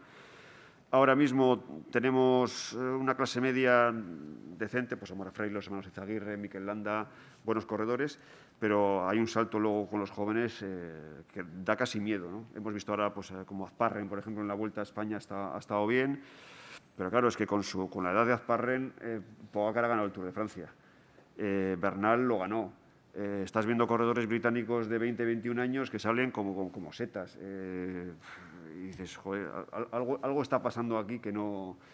Y tiene mucha influencia lo que ha hecho también John, ¿no? Somos pocos, cada vez más viejos. Y yo creo que nuestra cultura deportiva necesita darle una vuelta. Ahí sí creo que, por ejemplo, las instituciones tienen que, más que en temas de medallas, o qué es lo que se les pide al final, también se les pide que saquen medallas, ¿no? Pero yo creo que lo importante es fomentar el deporte base, invertir ahí, invertir mucho. El dinero que hay, invertirlo ahí, y olvidarse un poco del deporte de élite, que viva por su cuenta, y si tiene que vivir de petrodólares porque lo consigue por ahí, pues perfecto. Pero lo demás, ya te digo que creo que nos viene una sequía larga. No sé si lo que comentaba Jesús respecto al ciclismo es aplicable también al balonmano. Jorge, vamos a fijarnos, si te parece, un poquito en el balonmano. En Vizcaya tenemos como máximo representante al Zuazo, que un equipo que se mantiene ahí en la máxima categoría. Ha habido años en los que lo ha hecho de forma más holgada, pero últimamente, y me imagino que también tras las marchas de Ainhoa y de Maggi, le será más complicado y tendrá que pelear mucho más para estar ahí en la pelea por la permanencia. Y en masculino, pues nos tenemos que ir, si no me confundo, a la Primera Nacional para encontrar a los primeros representantes vizcaínos en categoría estatal. Como lo decía, no sé si también los problemas que explicaba casi de índole demográfica en el ciclismo también son aplicables a lo que pasa en el balonmano. Bueno, en balonmano hay un problema claro de captación de jugadores y jugadoras en la base. Hay, creo que pocos jugadores y pocas jugadoras de un deporte que hace unos años pues prácticamente era el segundo deporte, pues pasamos a ser un deporte que nos hemos quedado muy atrás en número de fichas. Y en el caso de Vizcaya, pues a nivel femenino, pues sigue manteniéndose el nivel por parte del Zuazo, cada vez más complicado por el problema de la inversión y la profesionalización que hay por parte de otros equipos. Y a nivel masculino, pues claramente desde hace muchos años, pues muy atrás en lo que es en categorías nacionales. Y como bien comentabais, yo creo que es un poco un problema de captación y de trabajar con la base. Creo que es uno de los grandes problemas que tenemos en el balonmano. A nivel de selecciones, que relacionándolo un poco con el tema de los Juegos Olímpicos, yo creo que hemos vivido de los años de bonanza, tanto en masculino como en femenino, de tener muy buenas ligas a nivel nacional, con equipos jugando competiciones europeas y ganando incluso competiciones europeas, viniendo los mejores y las mejores jugadoras extranjeras a España, y eso potenciando que el nivel de las jugadoras y los jugadores fuese muy bueno. Y yo creo que hemos vivido de esas rentas durante ese tiempo, y ahora yo creo que viene un periodo complicado tanto en el masculino como en el femenino. El masculino creo que ha sido un éxito el haber conseguido esta medalla de bronce.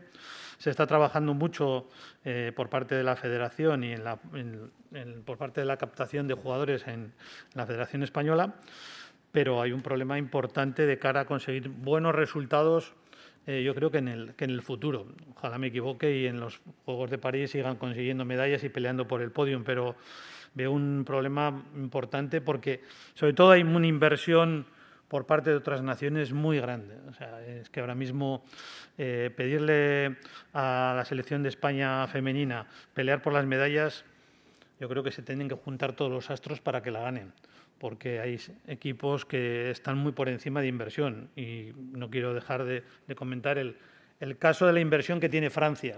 Lo que tiene Francia en inversión en deporte es muy, muy por encima de muchas naciones, y podemos compararla con España por el número y la cantidad de población, ¿no? Y no solo en el balonmano, sino también en otros deportes, y eso al final da sus resultados. Y además con una política muy clara de el deporte como formativo y como forma de captar chavales que no estén dedicándose a otras actividades. Entonces yo creo que eso es un ejemplo de cómo esa política deportiva ha dado resultados. Bueno, pues ¿Hay más preguntas por la audiencia? Yo creo que quizás es ya el momento de ir cerrando. Y bueno, que le quería preguntar a Luis un poquito por el rumor que ha introducido en la presentación Sergio Sebane sobre bueno, tu papel, ¿no?, en la semana olímpica, de la que has sido impulsor durante tantos y tantos años, y cómo se ve de cara a futuro. Pero yo considero que jornadas de reflexión sobre el futuro del deporte en general, y el presente, el futuro del deporte, el análisis del deporte y el análisis del olimpismo en particular, siguen siendo necesarias. Por tanto, yo quisiera que el Centro de Estudios Olímpicos de la Universidad del País Vasco y cualquier otro centro de estudios olímpicos pueda desarrollar jornadas como esta, investigaciones sobre deporte, investigaciones dirigidas o no dirigidas o espontáneas que puedan surgir. Es decir, que esto siga hacia adelante. Pero, como el balonmano y como el ciclismo, el Centro de Estudios Olímpicos necesita renovación.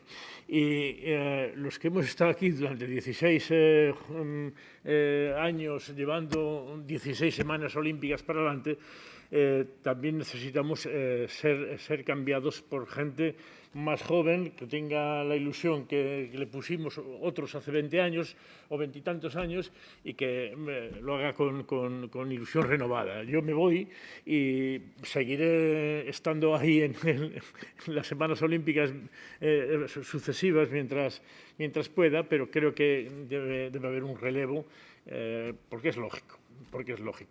Debe haberlo. Pero no quiero dejar pasar la oportunidad de decir, me voy, de acuerdo, y vendrán otros y lo harán mejor, sin duda alguna, con más ilusión. Pero hay algo que estaba en el ambiente y que lo quiero decir de verdad.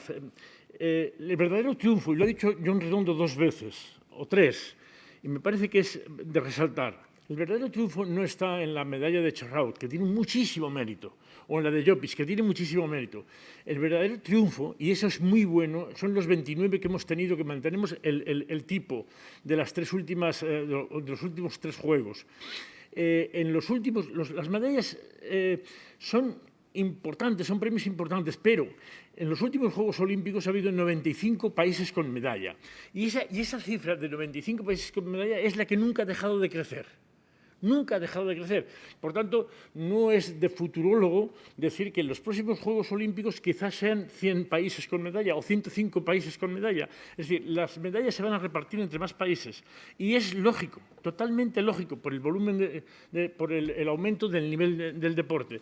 Por tanto, el verdadero triunfo para Euskadi no es en las medallas que se consigan en París, es mantener una delegación de 29 o de 30, si es posible. Ese sí que es un triunfo impresionante. Por mi parte, nada más, y ya hablo bastante.